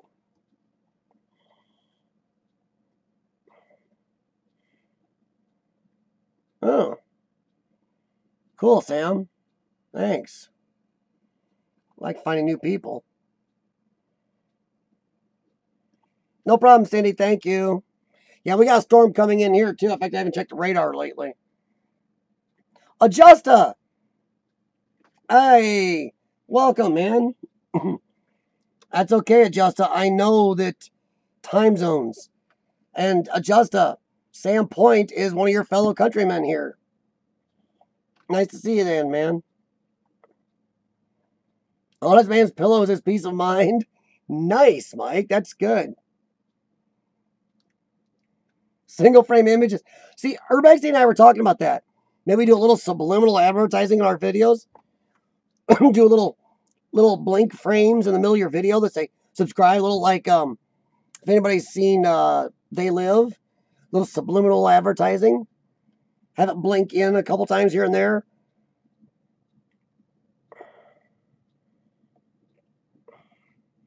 Yeah, Desertify, you're right. And this happens, and this is from a lot of channels, even some of the help channels are talking about this. It seems like it doesn't affect anybody under 400,000 subscribers and barely a lot less, or a lot less, anybody over 400,000. But once you hit 100,000, it doesn't affect near as many as it does to the rest of us under 100,000. Under 100,000, there's a lot of people having problems. Since I talked to you last week, I'm still getting no notifications from Family of Fun. I've unsubbed, resubbed, hit their bell. I've complained to YouTube. I told them they need to complain to YouTube. I said, I'll send you pictures showing I'm not only sub, but I have your bell on. This is getting crazy. I've had people come back to me recently. Somebody just refound me earlier today. Oh, Jeff Grant. He goes, crap, I just noticed you're not even in my channel list anymore. He went through, found out he's unsubbed from me. He resubbed and re-hit the bell. So be careful. There's a lot of this going on with small channels. We're not only losing, nobody's getting notifications, you're losing subscribers.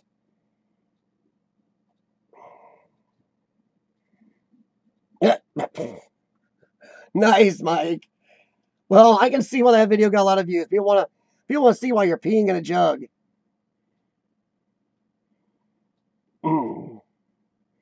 Oh, that's okay, Sam. I've been on my phone before. It happens.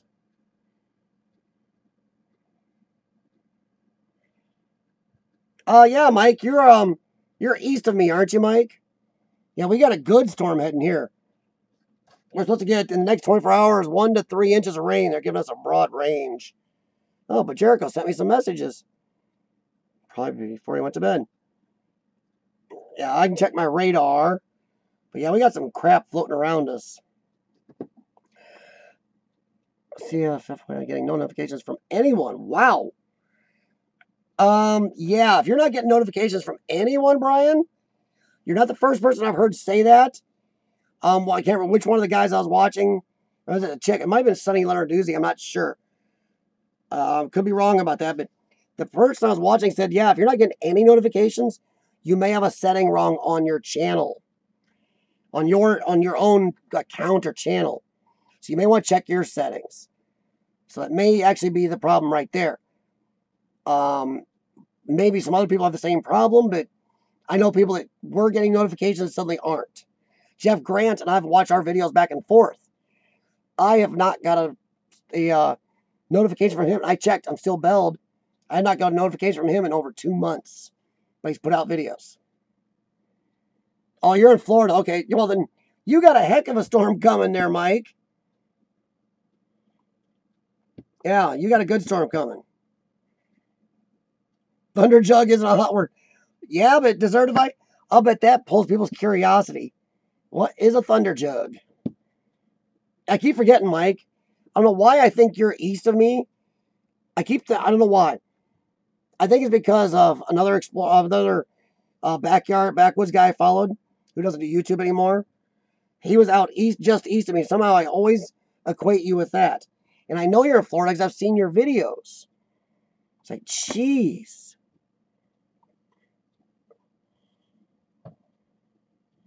Ray, when someone asks you if you're a god, that's my ringtone. Yes. Now, I'm not talking to my parents right now. That's bad news. Well, we got a cluster of rain coming near us. Ooh, we got nasty ones south of us coming up through Missouri. Little blue dots me, and the rest is all the storms coming.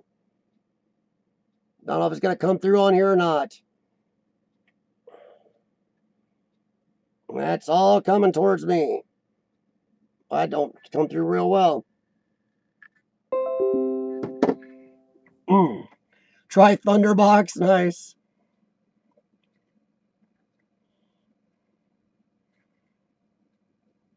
Yeah, well, Brian, there might be a setting in your account. There's account settings on notifications and everything. So even if you haven't checked, if there's a setting off, it may not let you get notifications. Or you may have to try Google Help or YouTube Help, I mean. So I'm not sure where that setting would be. Main place is New England.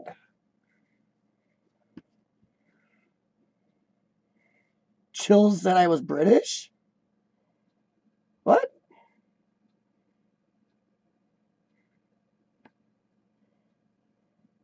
Yeah, Mike, I've seen your videos. I know where you're at. I always mix you up with somebody, like I said, used to be east of me. I mean, not that I mix you up, it's just always like stuck in my head. Things I know a lot of people out in his area. No, Sam, my dad, as much as he uses the internet in his 80s, my dad has a problem with YouTube. For some reason, he can't figure out YouTube. I've shown him my channel. He likes it. My mom, on the other hand, does not. She does not like urban exploring. And that's a message from them. My dad is more tech. He has a smartphone that actually Bluetooths to their van, so he can talk on his van system while he's on, for the phone. And he does have a tablet, which he doesn't use as much as he should, but he's trying. My mom, on the other hand, still has a flip phone from 10 years ago or more.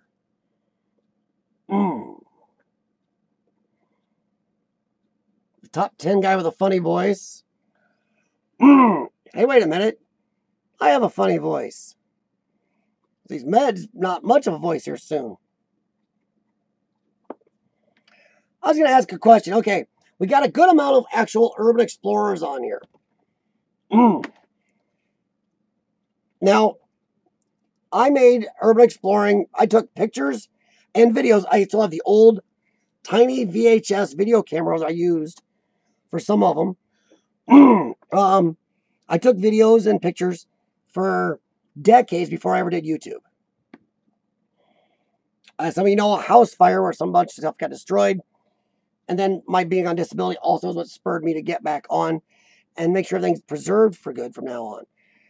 But for you guys, oh, no problem, Justin. I have the DJI Spark. It's an amazing drone, but there are some limitations. DJI does like to hobble a little bit inside. If you like to fly high inside in really tall areas inside for video, be careful because it limits itself to like 16 feet, which sucks. I'm in the process of possibly jailbreaking mine or buying a Parrot Anolfi that does not have that problem.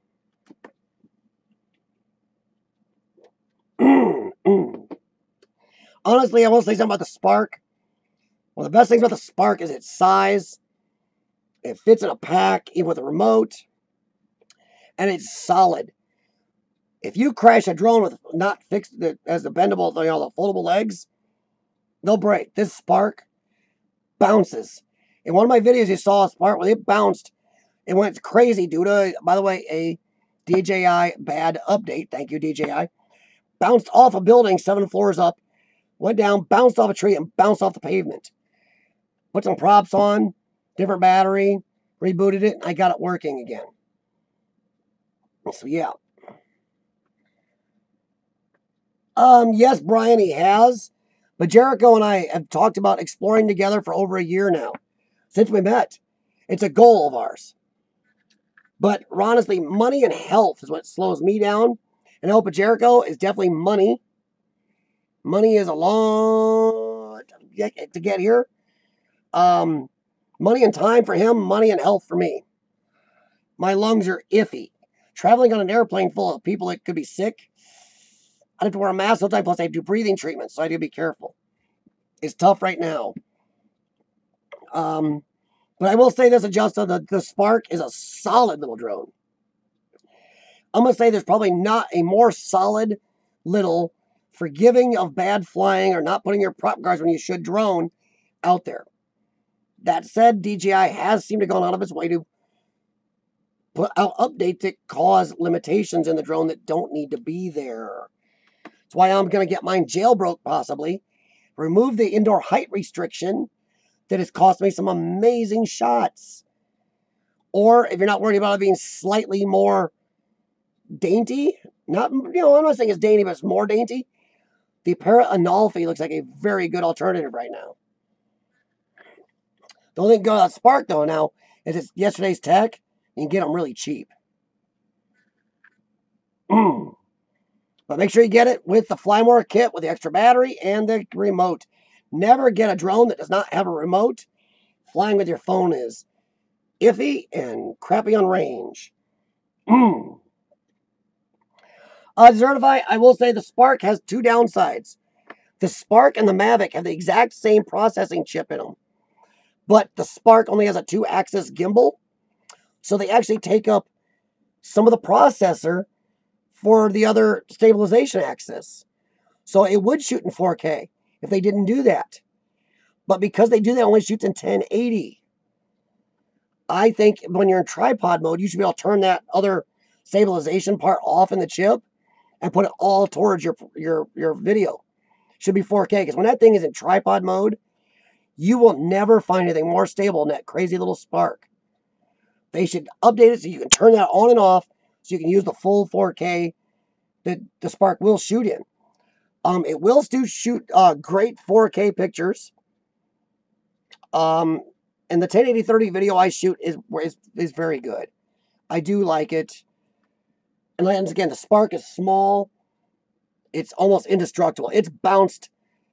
I put out a video of it bouncing off stuff, so you've seen what it does. I'm not saying it's cheap, guys, but the Spark has gone down like $200-300 since it came out. I think you can get the whole Flymore kit for like $500 now when it used to be $800. And the Flymore kit is worth it. Like, it comes with this extra charger, an extra battery, prop guards, the remote. It's worth it. As much as the problems if I have with DJI, the company itself, the drone itself is not the problem. It's their crappy programming sometimes. But the drones are just amazing. You gotta have a drone. I'm not saying you got it, but you know what I mean. I've done some amazing shots. In fact, I got more footage for my drone than I've ever put out. And I need to do a good drone compilation video or two. But have you seen in my videos? I put a good amount of drone stuff in when I can. Well, Urbexy, my problem with flying with a phone is it limits your distance, it limits your speed, and also your phone is not as reliable.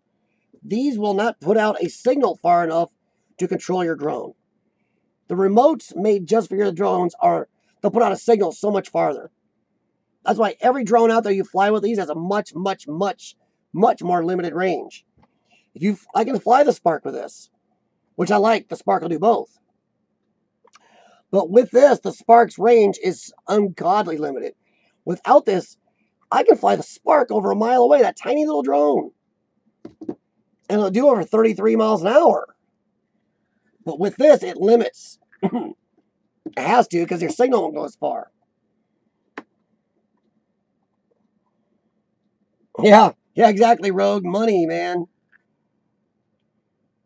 But yeah, there are some good drones out there. I mean, I think Unique makes a good small drone. There's a little Breeze, but it doesn't have a remote, last I knew.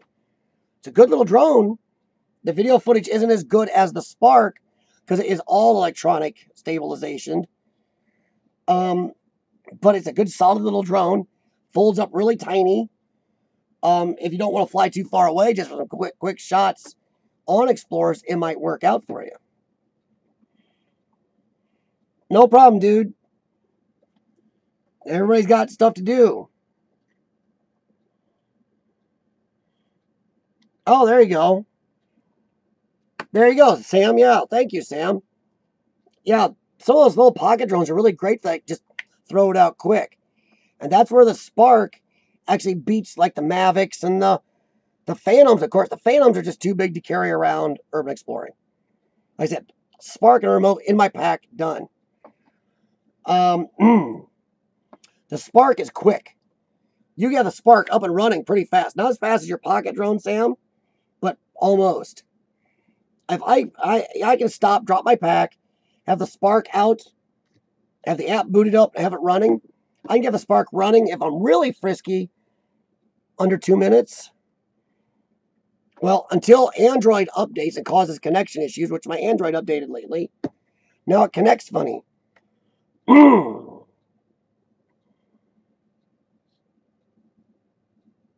there lots of regulations on drone shots? Brian, here in America, we definitely have regulations. The Federal Aviation Administration controls airspace, no joke, from like 6 inches off the ground, even in your own property, to space in America. My drone, as small as it is, has to be registered with the FAA. I have airplane flight numbers on my drone. Now, if my drone is under, was it? A little slightly lighter. It's very little. If it's slightly lighter, I'm under the regulation amount. Also, they want to make you get a license, a special license, almost like an airline jet license, to fly your drone to make any money off it. It's called Part 107, which sucks because nobody does it because it limits you horribly. As a hobbyist, I can put my drone up and just fly. I can call air traffic control, which you must do if you're in an air traffic control area. If you're within 5 miles of an airport, like I said. Also, we limit height here in America to 400 feet. Because I know over my house here, airplanes can fly as low as 500. So we're not too far from an airport. They don't want you interacting with aircraft. We do limit our height to a little much here in America in certain areas, I think. But you have to call air traffic control to get okay in some areas if you're a hobbyist. Other areas, you just fly. Now, if you get to Part 107, suddenly you must call. You have to register flight plans. It's a load of crap, honestly. So far as I know, the FAA hasn't prosecuted YouTubers and a bunch of other people for making a little money off their drone shots yet for not being in Part 107. Wow, Brian, do you write this stuff down? Brian, there are very few regulations over private property. You get a lot of people, at least here in America, I'm not sure about, overseas, but here in America, people think, well, if it's over my land, you can't fly over it. That's my airspace. Wrong. All court regulations and FAA regulations show. When someone asks you if you're a god, Sorry. All the airspace over your house is not owned by you. That's public airspace. But where you can get in trouble, you can take pictures of property and video of property. If there's people outside and you take pictures or video of people, you're in trouble. That's where our privacy laws kick in. So you can take a picture of somebody's backyard in their house as much as you want, unless they're outside. If they're outside or even their pets are outside, you cannot take pictures or video then because you can get in trouble. So that is the regulations over most of private property. Except, of course, any that are regulated or secret because of top secret stuff or sensitive stuff or things to do with, possible terrorism issues. Like you can't fly over nuclear power plants. They will really jail your butt for that.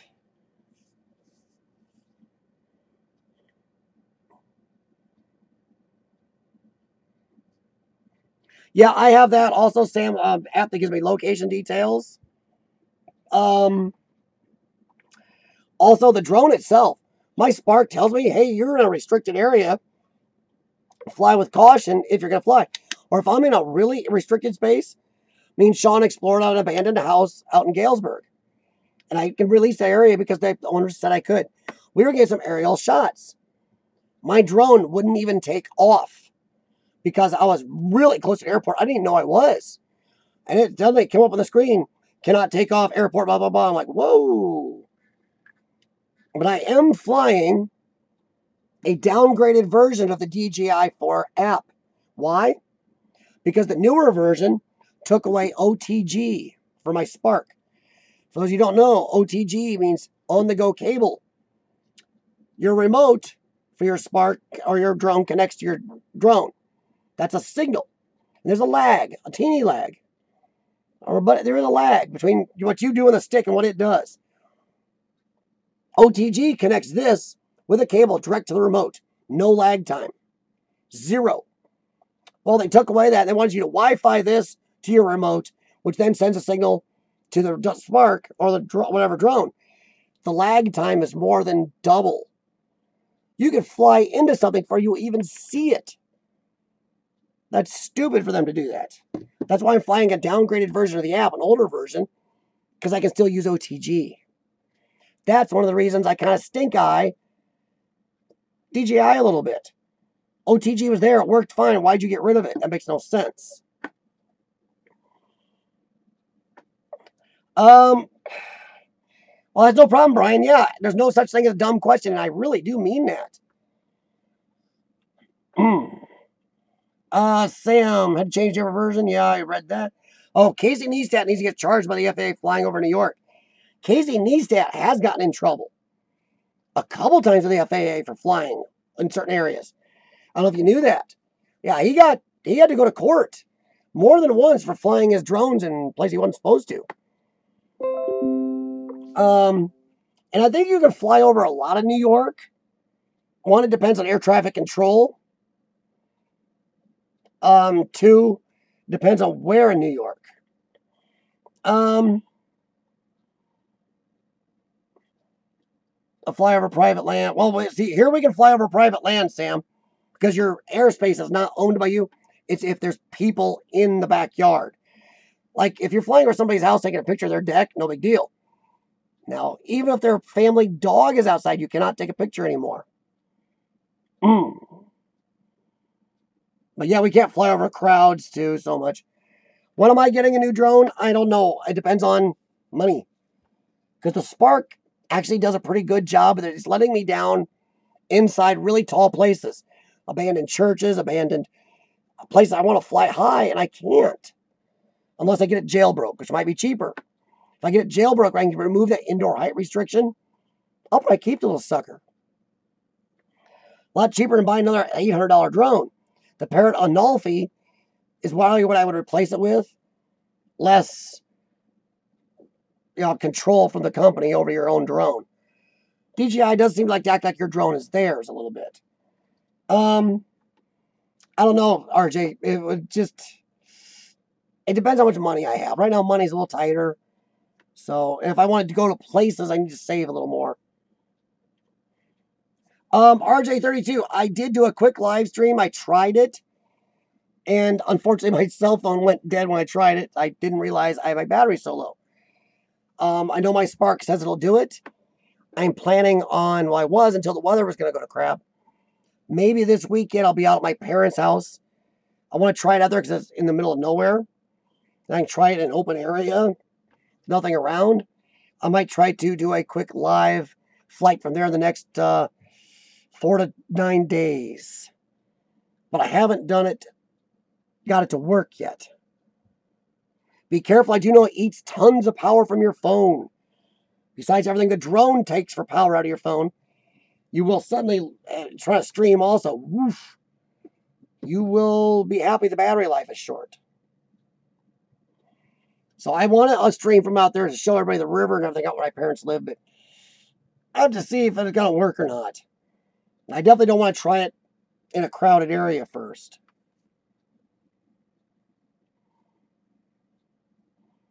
Oh no, Urbexy, Casey Neistat did have to go to court at least twice over a couple times with the drone. See, I'd kind of like to see exploring with Josh getting nailed too. Because where Laura Explorers and I explored the Methodist Church there in Gary, Indiana, I got some drone shots inside. Well, what my drone will let me do because it won't let me go about 16 feet inside. I would love to get some amazing drone shots outside like Josh did. But you can't fly there. It's a no-fly zone. You're in a landing pattern for an airport. And Josh got some amazing footage. But I was also there, and I know how low the aircraft fly. He was in aircraft land. You do not get okay from air traffic control to fly a drone in the landing pattern of aircraft. Translation, he didn't even try. So he was flying super illegally. And he got amazing cool drone shots everybody's oohing and eyeing over. I was in the same place before Josh was there. I could have got the drone shots too, but I flew legally. So will my drone take down a commercial airliner? No. Will it take down a prop plane? No. But that's the law, and I don't want to get in the way of air traffic. He flew in an illegal area. So I'm a little bit ticked off that some of the bigger channels are really flying very illegally. I mean, I'm not talking because this law is stupid illegally. I'm talking where it's dangerous illegally.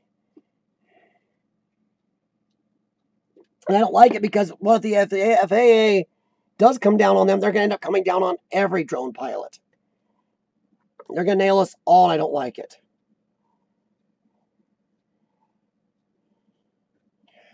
Sam, there's not insurance here. Our only thing flying over private land is privacy. That's why you cannot look in the window with the drone. If anybody's living in the place, you cannot look in a window. Or you better make sure nobody's living in a place if you're running your drone in through a window. If they're out in their yard, you cannot look. That is our privacy issues. But nobody's yard, that's why you see like celebrity shots from helicopters. You don't see people. You see the estate, but you never see people moving around in those shots, those videos. Because if there's a person outside, they can't do it.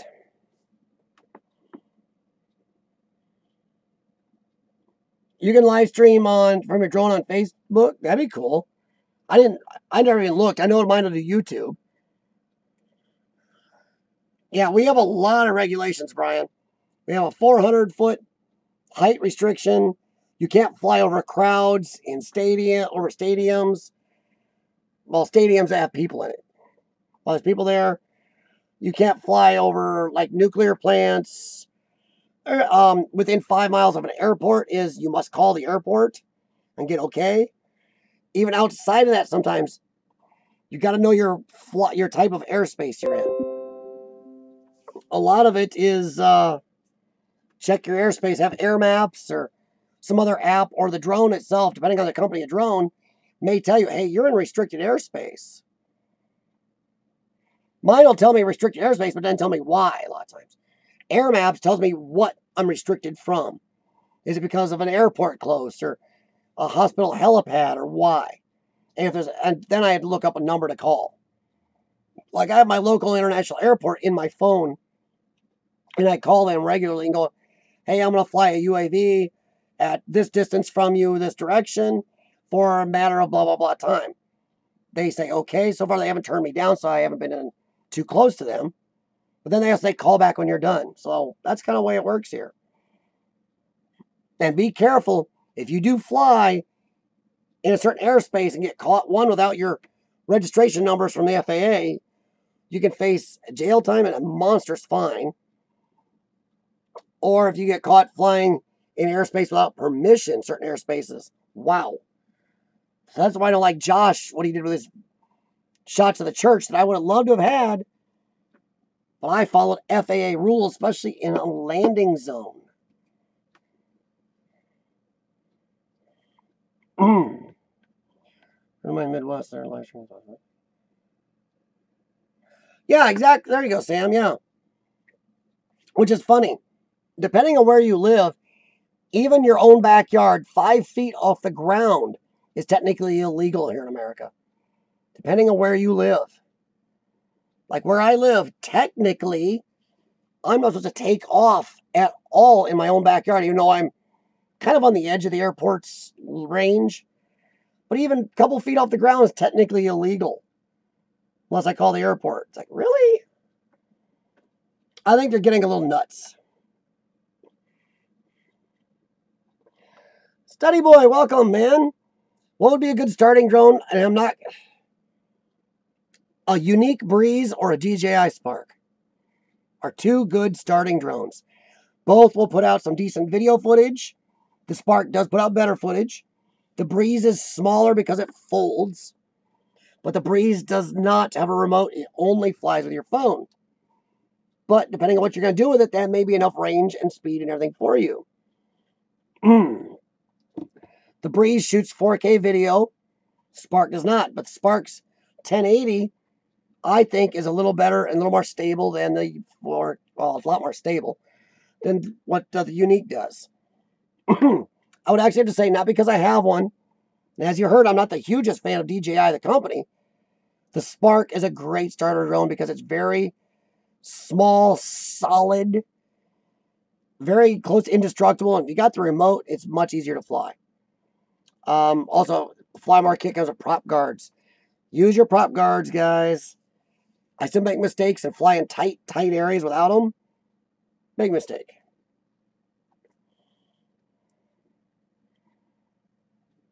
Oh, Urbexy, that's if that guy did that here in America, Urbexy, he's probably going to face the actual fine of $250,000. And he might, if not get probation, he might get a little jail time out of that if he did that here. And it's those idiots there we're going to watch. People that do that are stupid. Yeah, Sam, we have hobbyist flyers here, which actually they're going to eliminate. They're going to make it so even as a hobbyist, you have a some type of drone operator's license. But then if you want to fly it to make any money, even at 25 cents off YouTube, right now you're supposed to have a Part 107. They're going to keep that. But there's so many people on YouTube and flying everywhere making a little bit of money. For the FAA to go after everybody would cost manpower from hell, and they really shouldn't anyway. As far as I'm concerned, what's the difference from a hobby guy putting it up to view his family's backyard barbecue compared to an urban explorer throwing it up to look at an abandoned building real quick? Nothing. All it is the government overreach wanting to be able to charge you money for something. Or make sure they nail you for every bit of tax dollar they can. That's exactly what it is. And yes, Brian E., we do have maps published by the FAA that show your coverages. But also there are better places out there. The FAA app on the Play Store and, Apple suck. FAA doesn't do a very good job. I use Air Maps is one app, and there's a bunch of other apps out there that work really good. And I'd recommend more than with the FAA's one. Because the FAA site is cumbersome. It works like crap.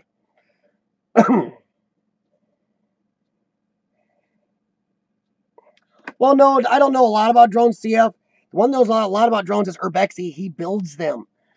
I know just enough about drones to get myself in trouble. And then a lot of times, not every time, a lot of times to get myself back out of trouble. I just know since I've had my drone, I've read a lot.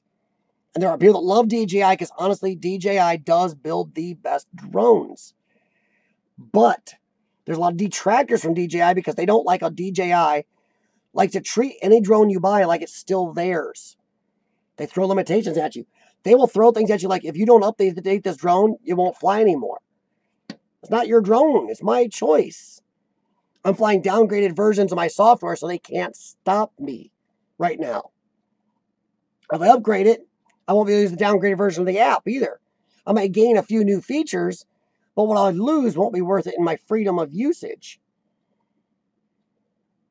So I know I just read a lot. Just I also watch. I am so sorry. Drone Valley. Look up Drone Valley on YouTube. That guy loves drones, and Icopta is also on YouTube. Drone Valley's from here in America. Icopta is from England. Two great channels about drones. XRJ32, thanks, man. I appreciate that. And I'm glad you got a notification to stop in. But yeah, Urbexy builds drones, so he knows a lot. Like an alien invasion. Tried to throw a link up. Oh, here. Here, just a second, Sam. Give that a second, Sam, then try again. There. Yeah, give that a try in a sec, Sam. That might work now. I made you a moderator for right now. There you go. That means you can put links up. Yeah, Urbexy builds drones, but he also crashes them. Kind of at the point of trying to make it dig as deep into the ground as possible, it sounds like. Urbexy and dude behind the camera are like my tech advisors. So if you got real tech problems, look to those two guys.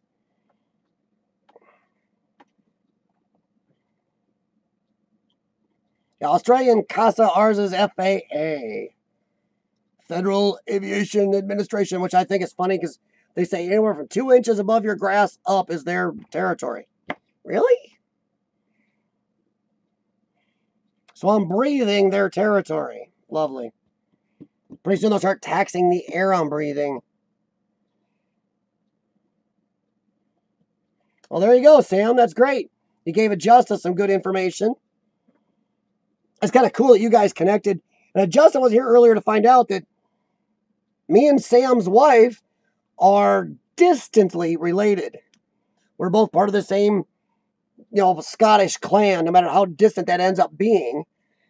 The 8 trillionth removed ultra uber cousin or something, whatever, but still cool as crap.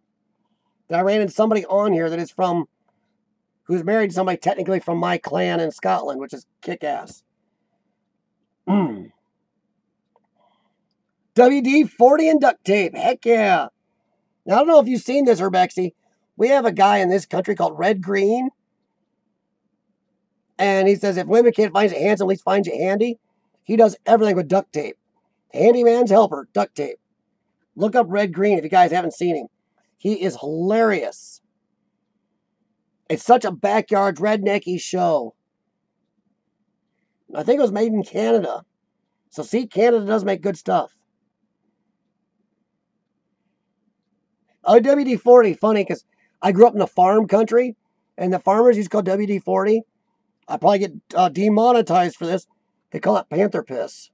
Don't know why.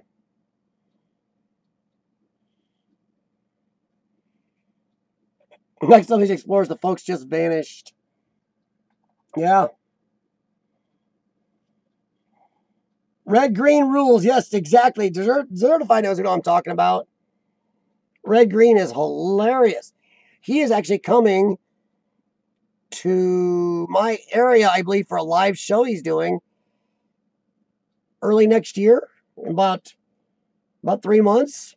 I think I'm going to try to get in on that. Last time I tried to go see him live, some guy ran across the line and head onto my car. So we'll see if I can actually get there this time.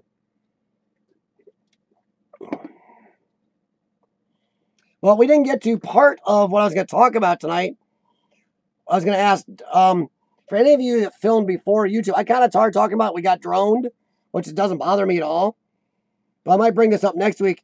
If you filmed before YouTube or Facebook or anything else, you did it just for yourself before, what changes did you have to make to start doing this on social media?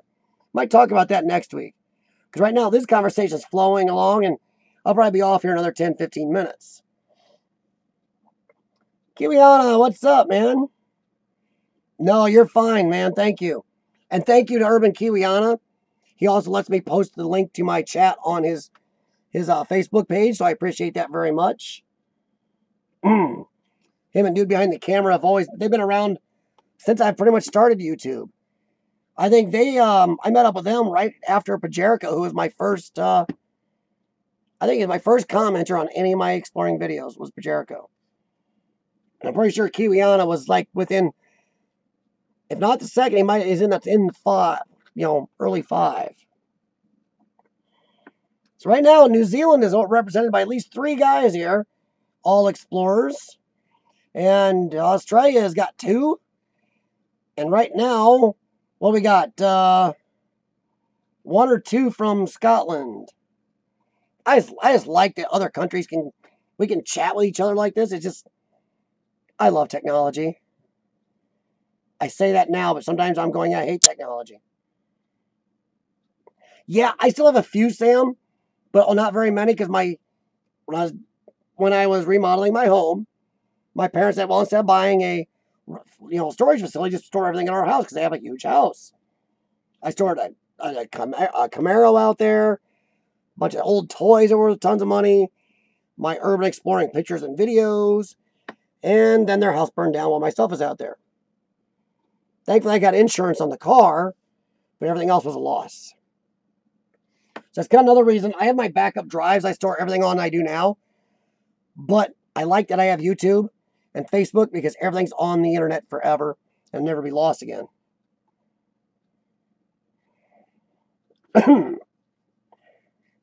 Scotland is on one of my top places I want to visit to certify, partially because I want to learn about my family a little more. My dad just wants to go there so bad it's killing him.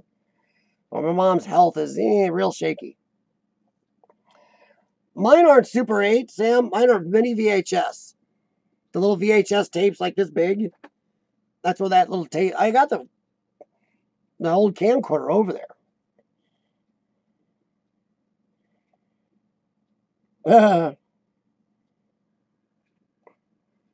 Well, thanks, Justa. It's kind of cool because, once again, we talked about earlier, so many people from around the world we can watch. It's kind of neat that we get to see all this from each other. I mean, it's just, you can't beat it.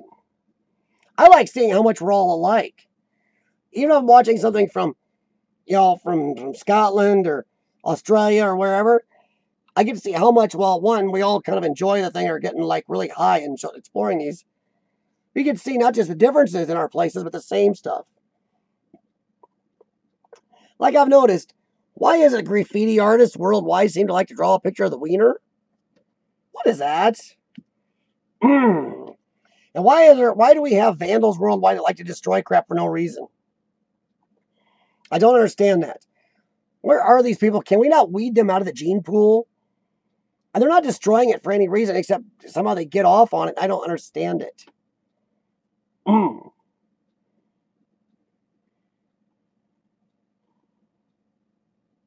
Yeah. Yeah, I remember old Super 8s. I think my dad had one. I never saw him use it. I know I think he had one. But even my little video mini DV or whatever it's called, mini cassette VHS one, is so horrid compared to this now. Oh, Adjusta, that's what I've always said too, man. Like I said, my wife knows if I won the lottery, I would be having Explore-a-Palooza with a lot of you guys because I would just, to explore your countries, have you come over and explore with me. I mean, see, get goosebumps. Look at that. Actual goosebumps thinking about it. You can't fake that crap. Ooh, that is good goosies too. To be able to see and share and explore places with other. Oh, that'd be just amazing. And we all know that Antonis, one old key over in Greece, got a great abandoned hotel where we could have a great Urbexy meetup too. Oof. Cat 5 Cyclone. Yahoo! Oh, yeah, Justa, that's the way it is, man. And trust me, I know. And I will say that's where I think some of the you European guys have an advantage. You have all of Europe, all those countries right there. You can go from country to country. Where in America, we're really kind of, even in today, today's technology and air travel, it's very expensive to fly. We're really stuck here. We're oceans away from everybody. We got Canada and Mexico. And Mexico I wouldn't go near because I don't want to get shot. Canada, I don't mind. But we're really stuck away from the rest of the world. I wish we were closer. What helps out, though, is here in America, we are a very large country. So we have so much space to explore. It helps. But that's where YouTube comes in, and you guys get to make my day.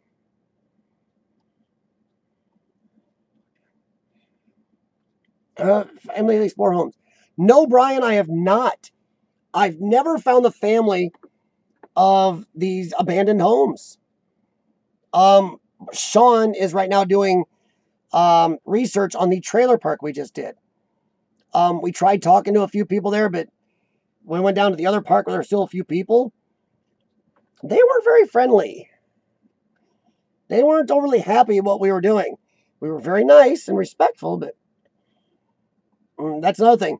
We made them nervous. We left. That was the end of our day. That's why we did all the whole abandoned trailer park first. We went down to the other one that's, I'm pretty sure more, I think it was a separate company owns it because they're wholly different setups. We went down to that one. That one is about 3/4 abandoned. But we started making people nervous down there, so we left.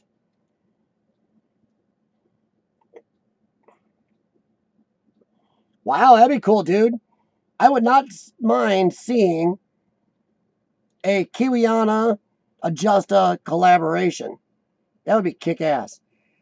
Adjusta, yeah, there are probably a good amount of abandoned places in Mexico.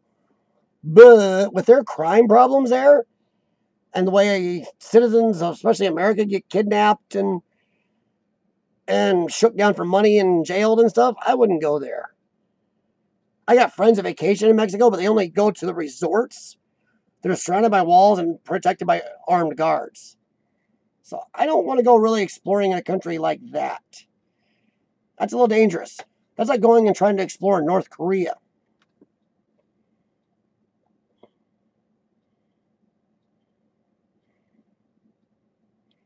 Jetstar. I don't know, you guys, that'd be great. I would love to see a Kiwiana Adjusta collaboration. If you guys aren't too far, you should actually think about that. That'd be really cool. Throw some vids back and forth, two-parters. One part on one channel, one part on another. Mexico is dangerous. Mexico has resorts that are amazing, but they are surrounded by walls, protected by guards with automatic weapons. No joke. And when the tour bus goes out, you don't just get out anywhere. They tell you that when you go down there. Don't just get out anywhere. You can get your butt killed or kidnapped. Yet Canada, on the other hand, I would have no problem going to Canada. In fact, I know some good Canadian explorers I'd love to explore with. So that'd be like a trip to me, but right now I just gotta get my lungs in better shape because I'm limited on my distance at the moment.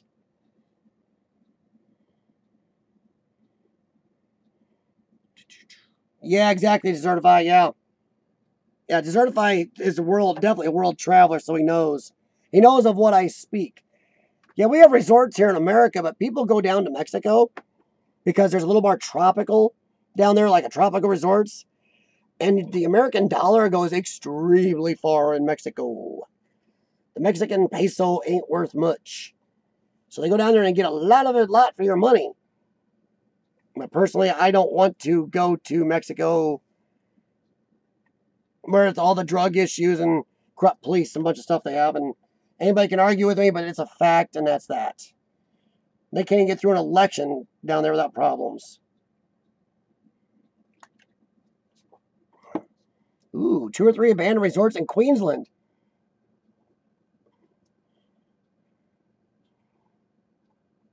Yeah, there's another one there. Kiwiana and Study Boy NZ need to be linking up again. I like these collaborations. Wow. History of... Oh, see, Brian, I would love... I don't know if you've heard it before. The problem with sharing the history of a lot of explorers, if you share too much history, somebody can find the place. And vandals do watch urban exploring videos, so do scrappers. And there are some so-called urban explorers out there that like to call themselves urban explorers, but they're not. All they are is vandals. They just want to go destroy places. They actually film themselves doing it, which is totally crap. If you release too much of a place, that's why urban explorers have a lot of rules about releasing a location. Because worldwide, it's a problem with vandals. You name a location directly and name and stuff, and show you how you get in. So vandals go there and destroy it. That's why there's so many places that I have a lot of history of, but I can't share it because I know people will go and destroy them. Old Reed Hospital, I shared some history on because I could. There's a few other places I've shared history on because I could without getting them damaged. It's just so gross having these guys destroy places.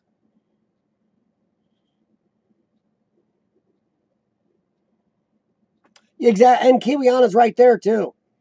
Sometimes you can't get history on a place. Sean right now is trying to research why that trailer park's abandoned. It's not in a horrible area. Doesn't look like the land is being used for anything else. It's strange. And it seems like it's in a different area. Some of them have been abandoned at different times. Including the one we did the live stream on was very recent. Have a good one, Study Boy.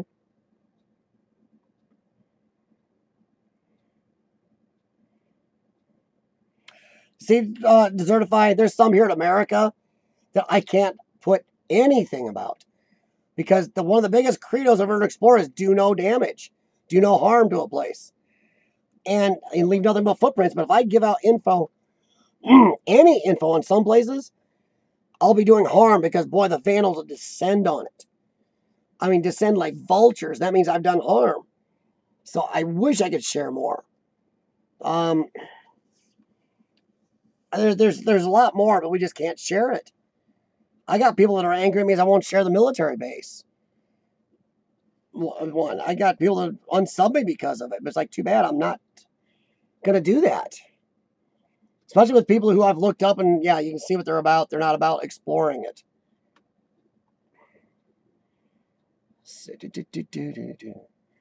Well, there you go. Maybe Sam and Justin will hook up.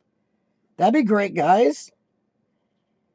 That'd be great. That's what we do here. Meet people, see what you can find out. Find new places, find collaborations. Love it. I'll give anything a go once. There you go, dude.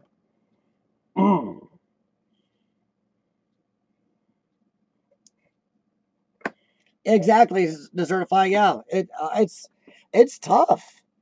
You really want to. That's why I could share Old Reed Hospital because it was about to be demolished.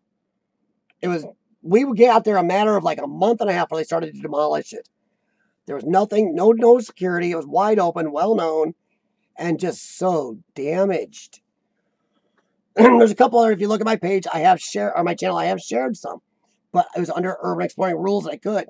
Some places I was given permission, like in Gary, Indiana. I've been given, the city says, yeah, you can share these. You can't beat that. Then you can throw some history in, like I did on the Palace Theater. But I can't go with good conscience. As much as it hurts me not to share history, I can't share the history because I don't want to be responsible for the damage. And once I feel I'm responsible for the damage, I've broken urban exploring rules.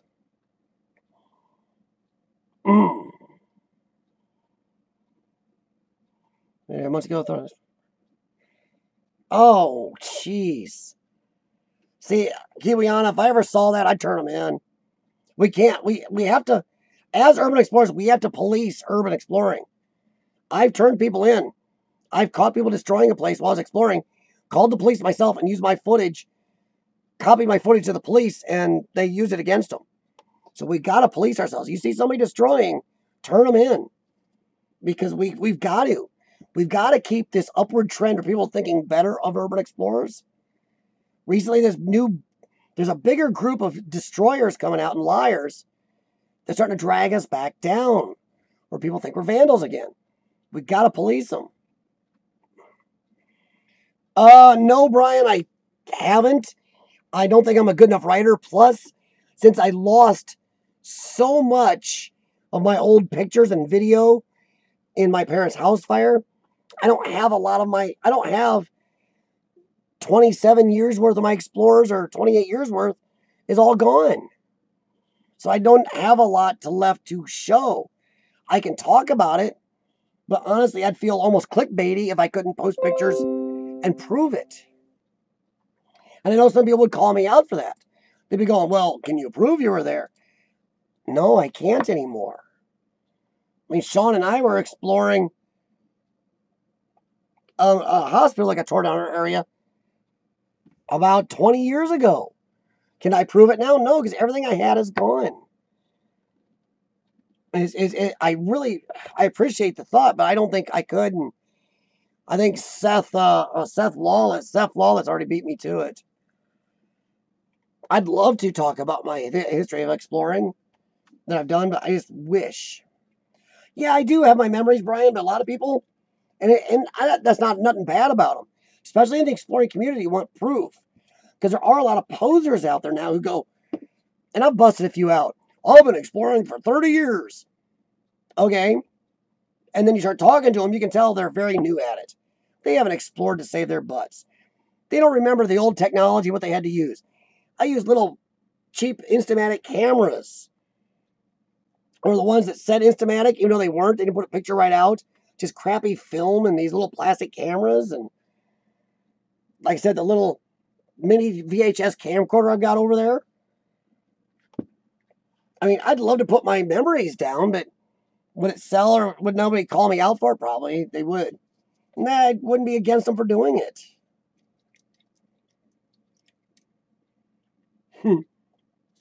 Yeah, I have been exploring a long time. And actually, I started with Sean. We couldn't even drive. We were between 14 and 15 years old. So I have been exploring over 30 years. I wasn't as regular as I am now all the time. There were some times where I don't think I went more than a year without exploring something. But job and health got in the way for a long time and a lot of time. But I always explored something. And Sean and I have had some good ones. And me and some other friends have had some good ones. And before I met my wife, I had a huge bunch of exploring, which once again, all gone. Kind of annoying. It's why I like YouTube.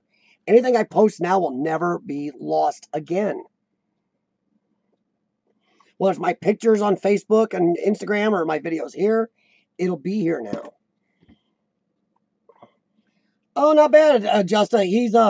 Sean and I have been, he explores when he can. Between his job and his health, he has only so much time. And we were out this last weekend, obviously, to the trailer park. And he's got a few others he's researching. He's not out of it. It's just his time is limited. His health is limited. So we go when we can. And he's got, he doesn't travel the long distances with me. His health and job can't handle it. But yeah, Sean is still involved. Just it's a little more diminished just because he has to be at the moment. Of course, we've always talked, once again, if we won the lottery, big fancy motorhomes where I can even do my therapies regular, and we would be out exploring this country. We'd be destroying it. Of course, if that happens, we'll be having a lot of you guys over. Have a good Exploro Fest. Kiwi Auto remembers. Little plastic cams. Yeah, you can get focus or nothing on those. You just took a picture.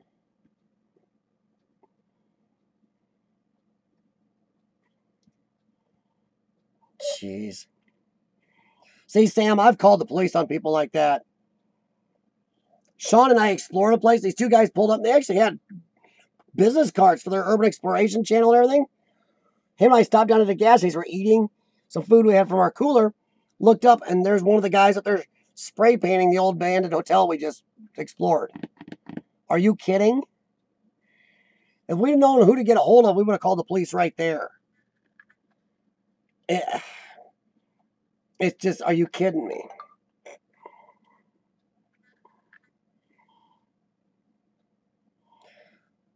Yeah, I actually think some of the graffiti is amazing. But don't go into somebody's property and do it. Do it somewhere else or something. Because as urban explorers, we do try to get in legally. We all know we do. Because it sure is a lot less stress if we can. But if you can't, you're not in there to destroy somebody's property. If you're painting on it, you're destroying somebody's property. So it drives me nuts. But yeah, Desertify is right. Some of it's amazing, but a lot of it's just street tags, cuss words, and penises drawn everywhere. So I don't understand that either. Ah, cool, Sam. Good.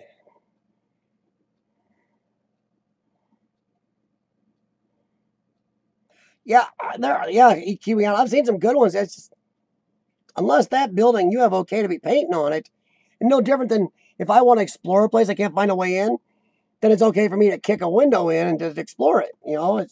You're damaging. As much as I think what you're painting is art, some of those guys just are amazing. I mean, I don't understand how they can do that with a spray can sometimes.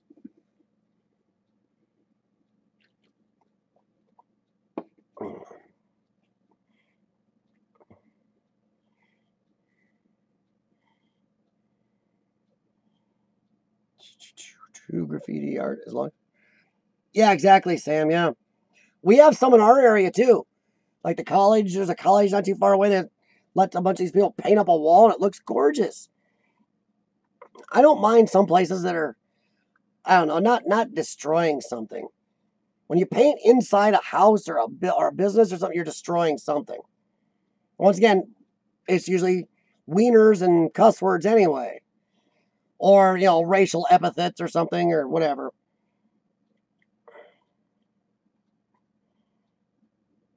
Same with the designated walls, yeah. I don't understand. Honestly, I can't take markers, chalk, whatever medium want me to use, and I can't do what these guys can do with spray paint cans. I was painting stuff with spray cans. I can't get that control. It's crazy. Brian, I'll respond, Brian. You know that. Have I ever not responded to your questions? If I've seen it. Sorry, if I miss it in the chat, it's one thing. Why do they destroy them? We don't know. It angers every legitimate urban explorer out there to no end when you see the damage in a place, when you're there to explore it and preserve it and share it with others, and that feel of the place, then it's broke up by some jacknugget who broke a window for no reason, or destroyed, took a IV machine and banged it on a counter and just broke stuff everywhere, or emptied every drawer out and threw it in the floor. I mean, it makes no sense. I've explored places, and I bet a lot of you guys have too. I know Kiwiana has. He's gone back a few places. You explore someplace, you go back for a revisit to reshoot something or just to see what it's like now, and it's totally destroyed even more since you've been there. The first place I did for YouTube, first time I went through it, the jukebox was in one piece.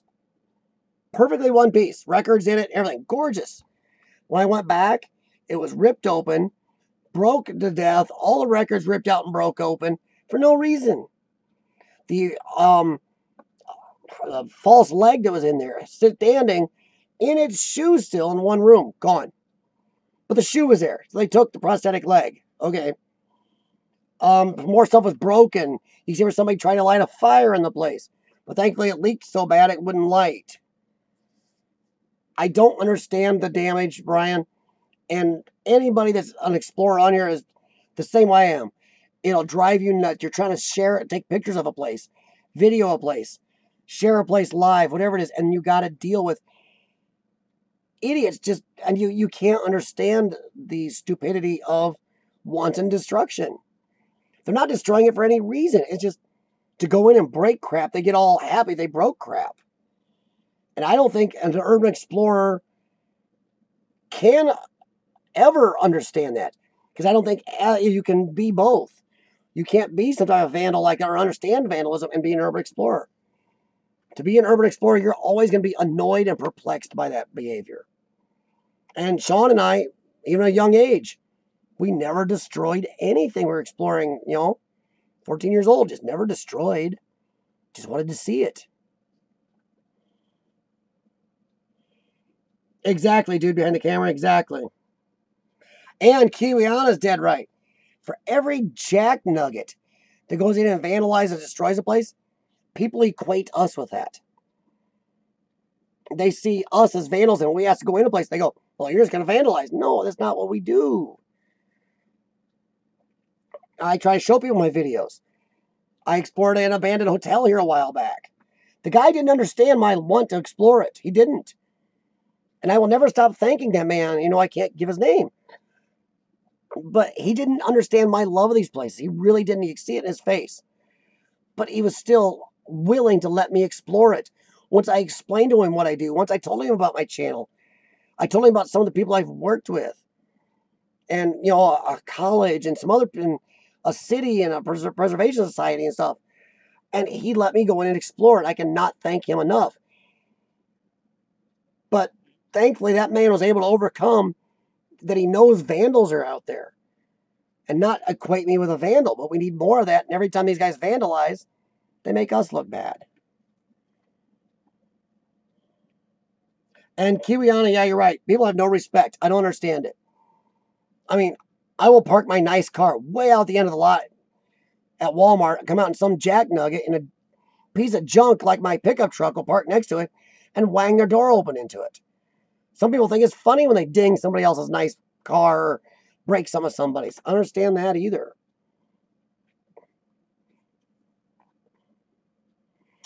It is sad, Adjusta. And the thing is, I know this sounds stupid.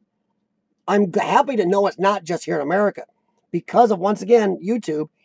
And I see all your urban exploring videos, guys. I see that it's strange how alike our vandals are worldwide. They are even more alike. It's strange. The vandals are even more alike than we are as explorers. And like I said, they seem like they vandalize and use it. Even in Russia, sometimes you'll see the same cuss words I see here in America. You see the same wieners. You see the same idiotic pictures or tags. It's like, my God, do they have a vandalism union? I'm starting to wonder. Exactly, dude behind the camera. Yeah, the vandals do hate on toilets and sinks.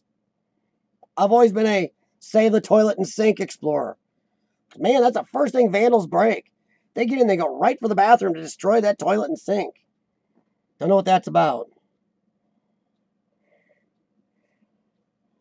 I'm going to have to pull that link there, Sam. Yep, won't let me right here. There we go. There, I'll save that for after the stream, too.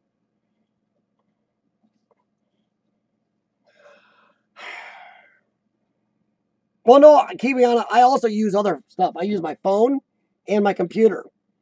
I use a lot of things to watch urban exploring on. This is not you, guys. I honestly, as a explorer, I don't like the 360 Explorers. I've never liked them. There's a couple guys out there that do them incessantly, and I don't like them. I think it takes away from the explorer. It's too much time and looking around. If you got to stop and look around all the time, it adds, I don't know, and I don't think the cameras are good enough yet. But I don't like 360 Explorers, kind of in a way I don't like gimbals for urban exploring. I'd rather see somebody's shaky footage than see gimbal. But I don't know, I just don't like the 360 Explorers very much. That said, for your first Explorer with a 360 camera, that one you did a long time ago, It was better than a lot of the guys that have been doing 360 Explorers for a while, and that's not because I know you. I'm saying that because you did a better job focusing on certain things, which is tougher with a 360 cam, giving us a focal point. Some guys with 360 cams don't give you a focal point in case you don't want to be staring all around. You gave a good focal point. But I personally am not a big fan, but some people love them. But that said, you throwing on in once in a while is a really cool mix-up. And maybe you could make a whole different playlist just for your 360 Explorers. And maybe somebody else in your film crew, you can be filming regular and 360 all at once. So then you could give people a choice. Here's this Explorer normal, and here's this Explorer in 360 on our 360 playlist. Give you a chance for double the view time.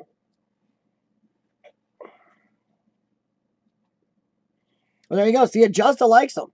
You got somebody else who sees the same thing and loves them. So that's great. Yeah, that pink bathroom in that old mansion was scary. Of course, that bathroom was in the same room where I found the dead raccoon, my dead body. Still considering that, guys. What do you think? Still considering putting found dead body or found body in my title of that video and see if that video jumps up and watches. What do you think? As anybody seen the video knows, I put clickbait body. I kind of made fun of it in the video. And we said it a bunch, like in the horse barn too. Haunted horse barn.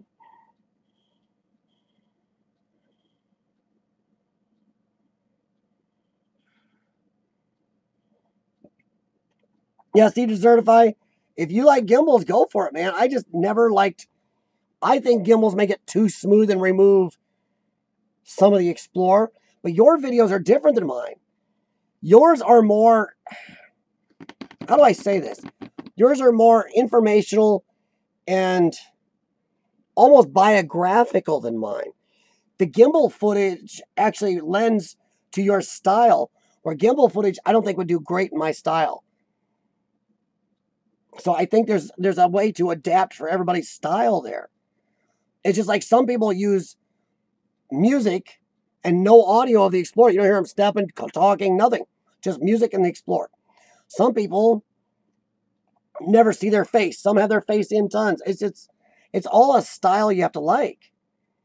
And to certify, you've got a style that maybe the gimbal kind of goes with, because yours is almost, some of your videos are like something I would see on public television here.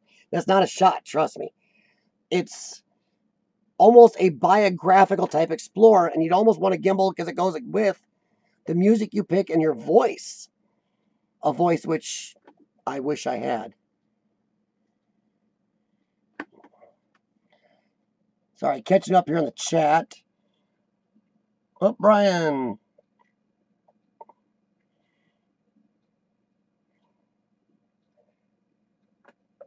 On rebuilds. Brian, if you're talking about what I think you are, the revisiting buildings I've explored, see if any been remodeled or saved. The only one I found so far is the bowling alley. Me and Sean did. Sean and I actually visited it this weekend. It's a viable business that has some bowling now again, and they mixed it into some other gaming stuff. I'm going to try to go in and video it sometime this week or next week without getting in trouble, not putting the business name in there, and get an update, make an update video on it. But that's the only one I found so far. The first one I did for YouTube, the little hospital there, and finally I call it right, it's not a rest home, it was a small hospital, is in the process. I don't know, somebody was gutting it last I knew, or cleaning it out. I'm not sure if they bought it to live in or what. So I might try to revisit that before it gets too cold. But I've only found two that maybe could be kind of saved.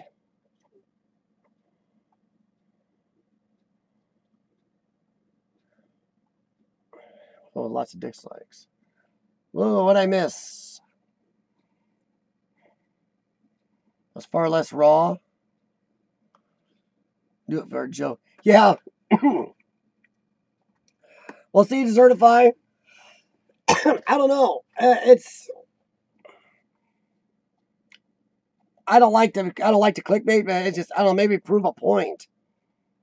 I don't know. We'll see if I feel frisky about it or not.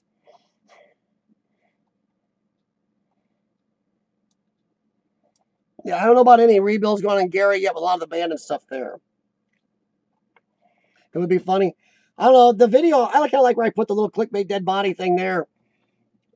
And we kind of yelled hashtag, haunted horse barn and stuff. I thought we were kind of taking good shots at some of these people for their clickbaiting right there.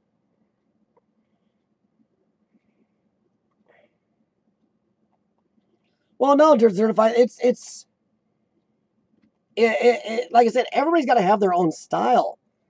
You don't, me or Bexy, Adjusta, you, Kiwiana, we all have our own styles no matter what. And we try to adapt to what works for us or what we like.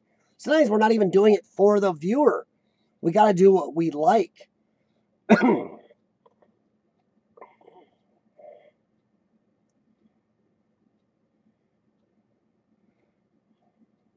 Huh. Exactly, Adjusta. Different strokes, different folks.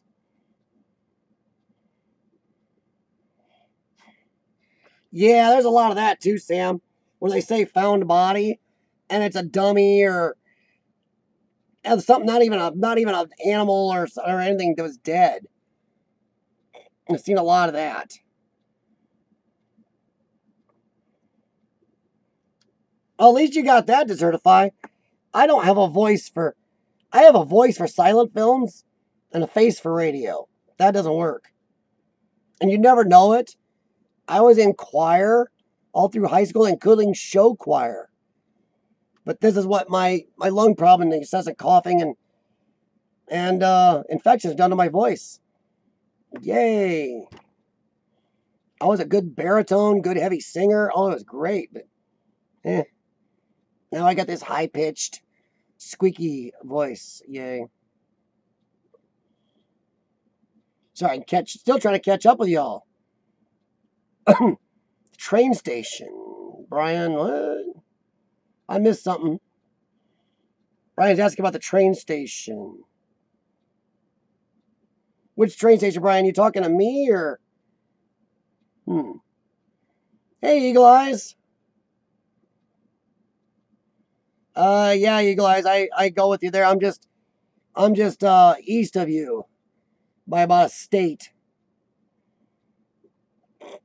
I don't know. There's a couple places in Nebraska we liked. Nebraska's not as boring as everybody says it is. How do you know if a place is abandoned, Chris? Scout it. Sometimes you have to watch a place, make sure nobody's going in and out. Look for tire tracks, footprints, matted down grass, matted down weeds, clean door handles, fresh locks, windows intact, lights on inside, power to it, stuff like that. Whole list of stuff like that. Look for any signs of people being there often.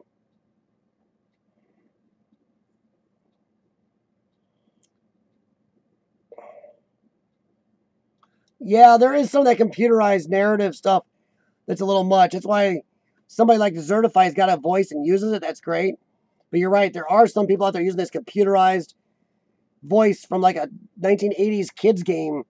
We used to have this thing called a speak and spell when I was a kid. It would say the words in a very computerized voice. I don't need that 1980s voice in my videos right now. Yeah, Kiwiana, Adjusta, you're right. Unfortunately, as urban explorers, sometimes we are dependent upon actual vandals to make a place in.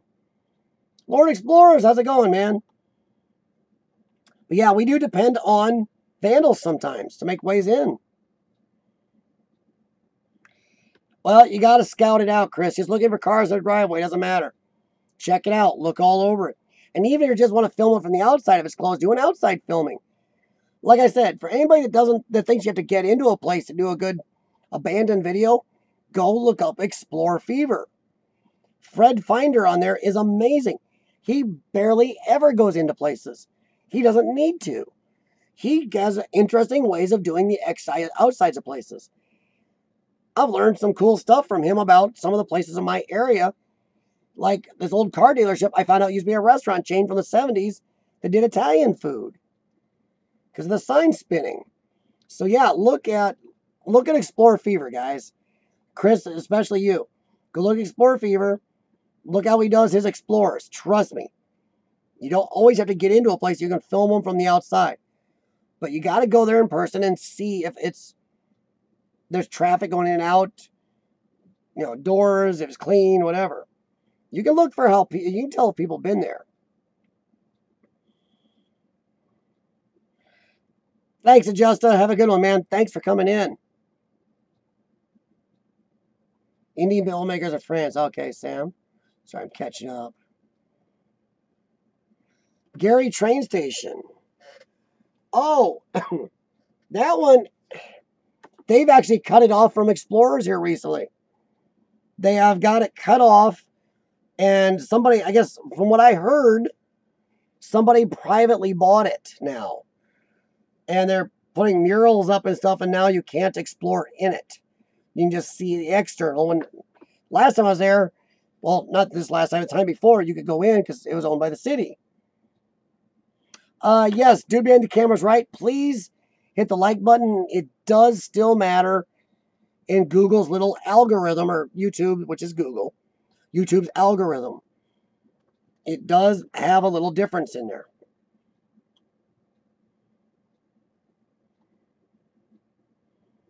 Jeff Stanton, is this a Jewish trick?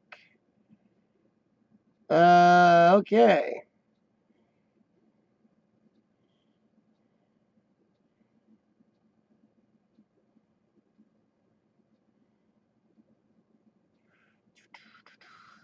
Sorry, just catching up here in the chat. Most Hollywood productions. Okay. I don't know, Brian. They might, but it's a private owner, so you never know what they're going to do.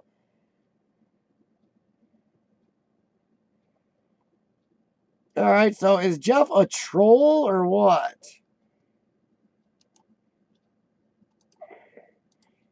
Urban Kiwiana. I've actually called things nunneries myself. That's funny.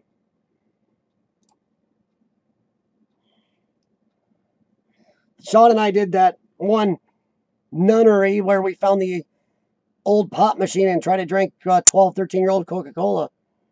And I actually called it a nunnery in that video, and I know Sean made fun of me for it. So it's nice to know it's not just me. Okay, you're real, Jeff. All right. Well, I don't know what porn companies and Jewish stuff have to do with what we're talking about, but okay. Welcome. We're talking about urban exploring, so I don't know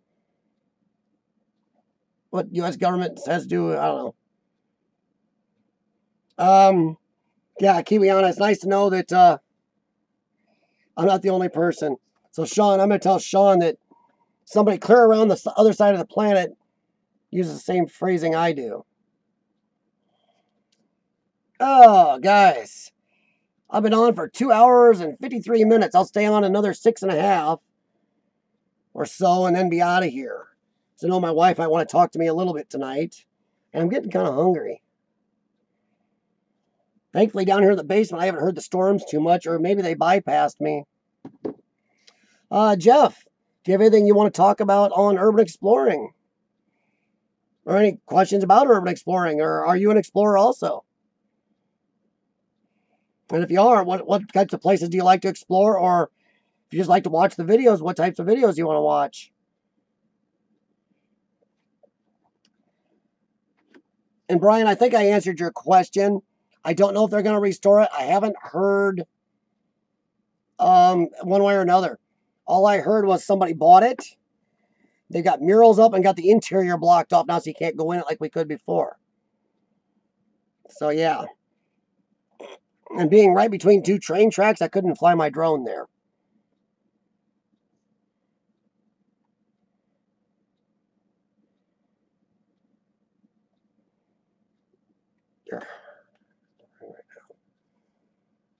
Okay. You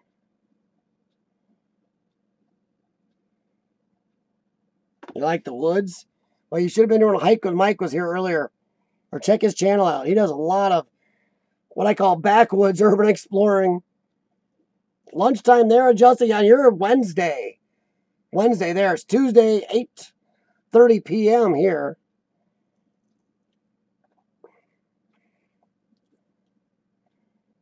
But yeah, Jeff, if you like woods and hiking and stuff, check out Hike with Mike. Actually, Brian, I am not sure. Oh, I know why my cat's not down here. My two younger cats have a problem working the pet door, so I shut the door upstairs. Does anyone disturb my wife since she's home tonight? And the cats won't come through the pet door. If they were down here, they'd be here, but they won't go through that. So they open the door. I'm sure they're going to run into the litter box room.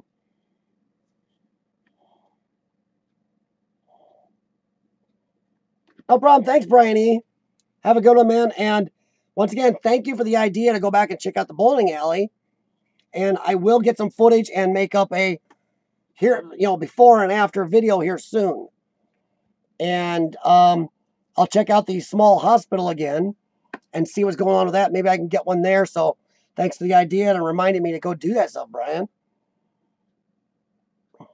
Ooh.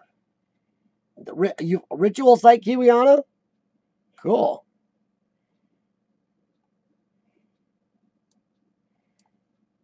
How old was the church, Jeff? Checked an awesome church in Old Buffalo, New York. Wow. Rurex can be quote fun.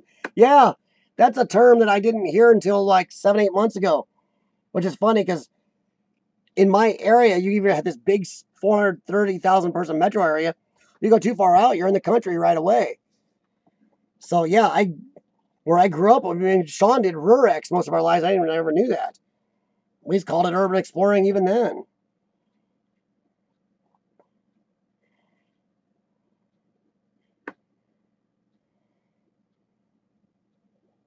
Big church from the 1800s, Jeff? Jeez.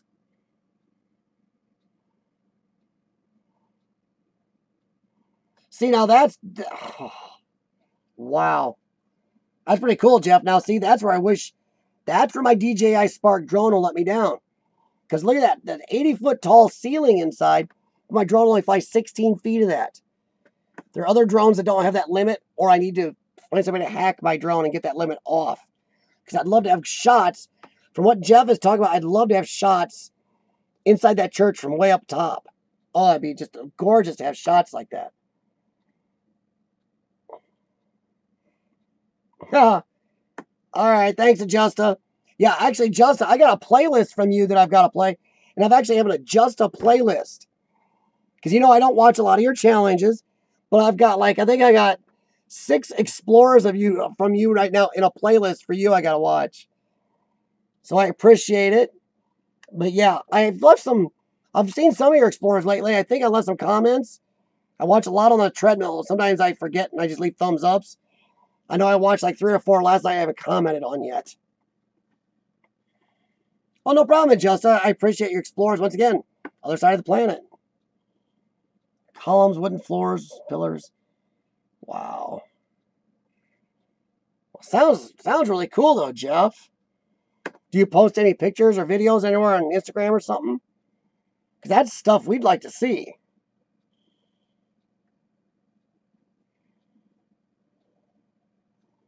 Huh. Next chili challenge. Oh, is that the one that Justa posted tonight, Kiwiana? So I think that came up on the side of the screen because when I was talking to Sam here a little bit ago, before Justa came in, I go, oh, there's one of your fellow Australians right there. There's Justa. So I think I saw the notification. All right, have a good one, Justa. Thank you. Thank you, Kiwiana. Also, before anybody does leave, thank you very much again to Burning Sands Exploration and Cindy Vlogs for letting me review your video tonight. And I really love that video. Oh, cool. Thank you very much, Kiwiana. I'm sorry, Jeff, you came in very late. Usually I'm only on from 5:30 to 7:30 Central Time here in America, but tonight just things rolled along. And if the conversation goes, I just go with it. So I really appreciate it. Oh, no problem, Desertify. Thank you. In fact, Desertify, I can't remember if I talked to a lot of people, guys. I'm sorry. Did I talk to you about reviewing any of your videos on here? If I didn't, contact me. I just have to make sure there's no copyright music, so I've gotten nailed for that.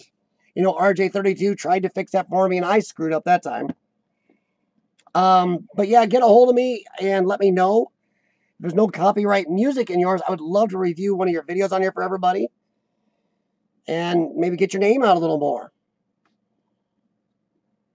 And thanks for stopping in and hanging out, man. I think I'm going to try to use their DJI inside. Whoops. Well, Sam, I know mine will go 16 feet. 16 to 17 feet, but then it's limited. So I don't much care for that. All right, cool. Thanks, Desertify. Because like I said, next week will either be Explore Fever.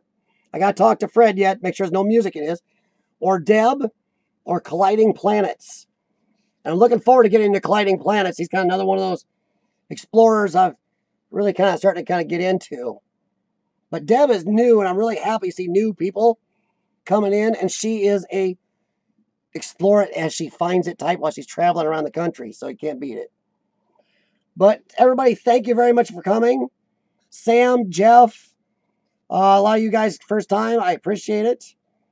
And the rest of you guys have been here often. I appreciate your repeated coming in and chatting and hanging out. Talk to you next week. I am going to get out of here and go eat. Everybody have a good one. And honestly, all I can do is hope for happy explorers for all of you. And share them. Share pictures, videos, whatever you got. Get them out there, and we can make everybody make each other happy. Talk to you later, everyone. Good night.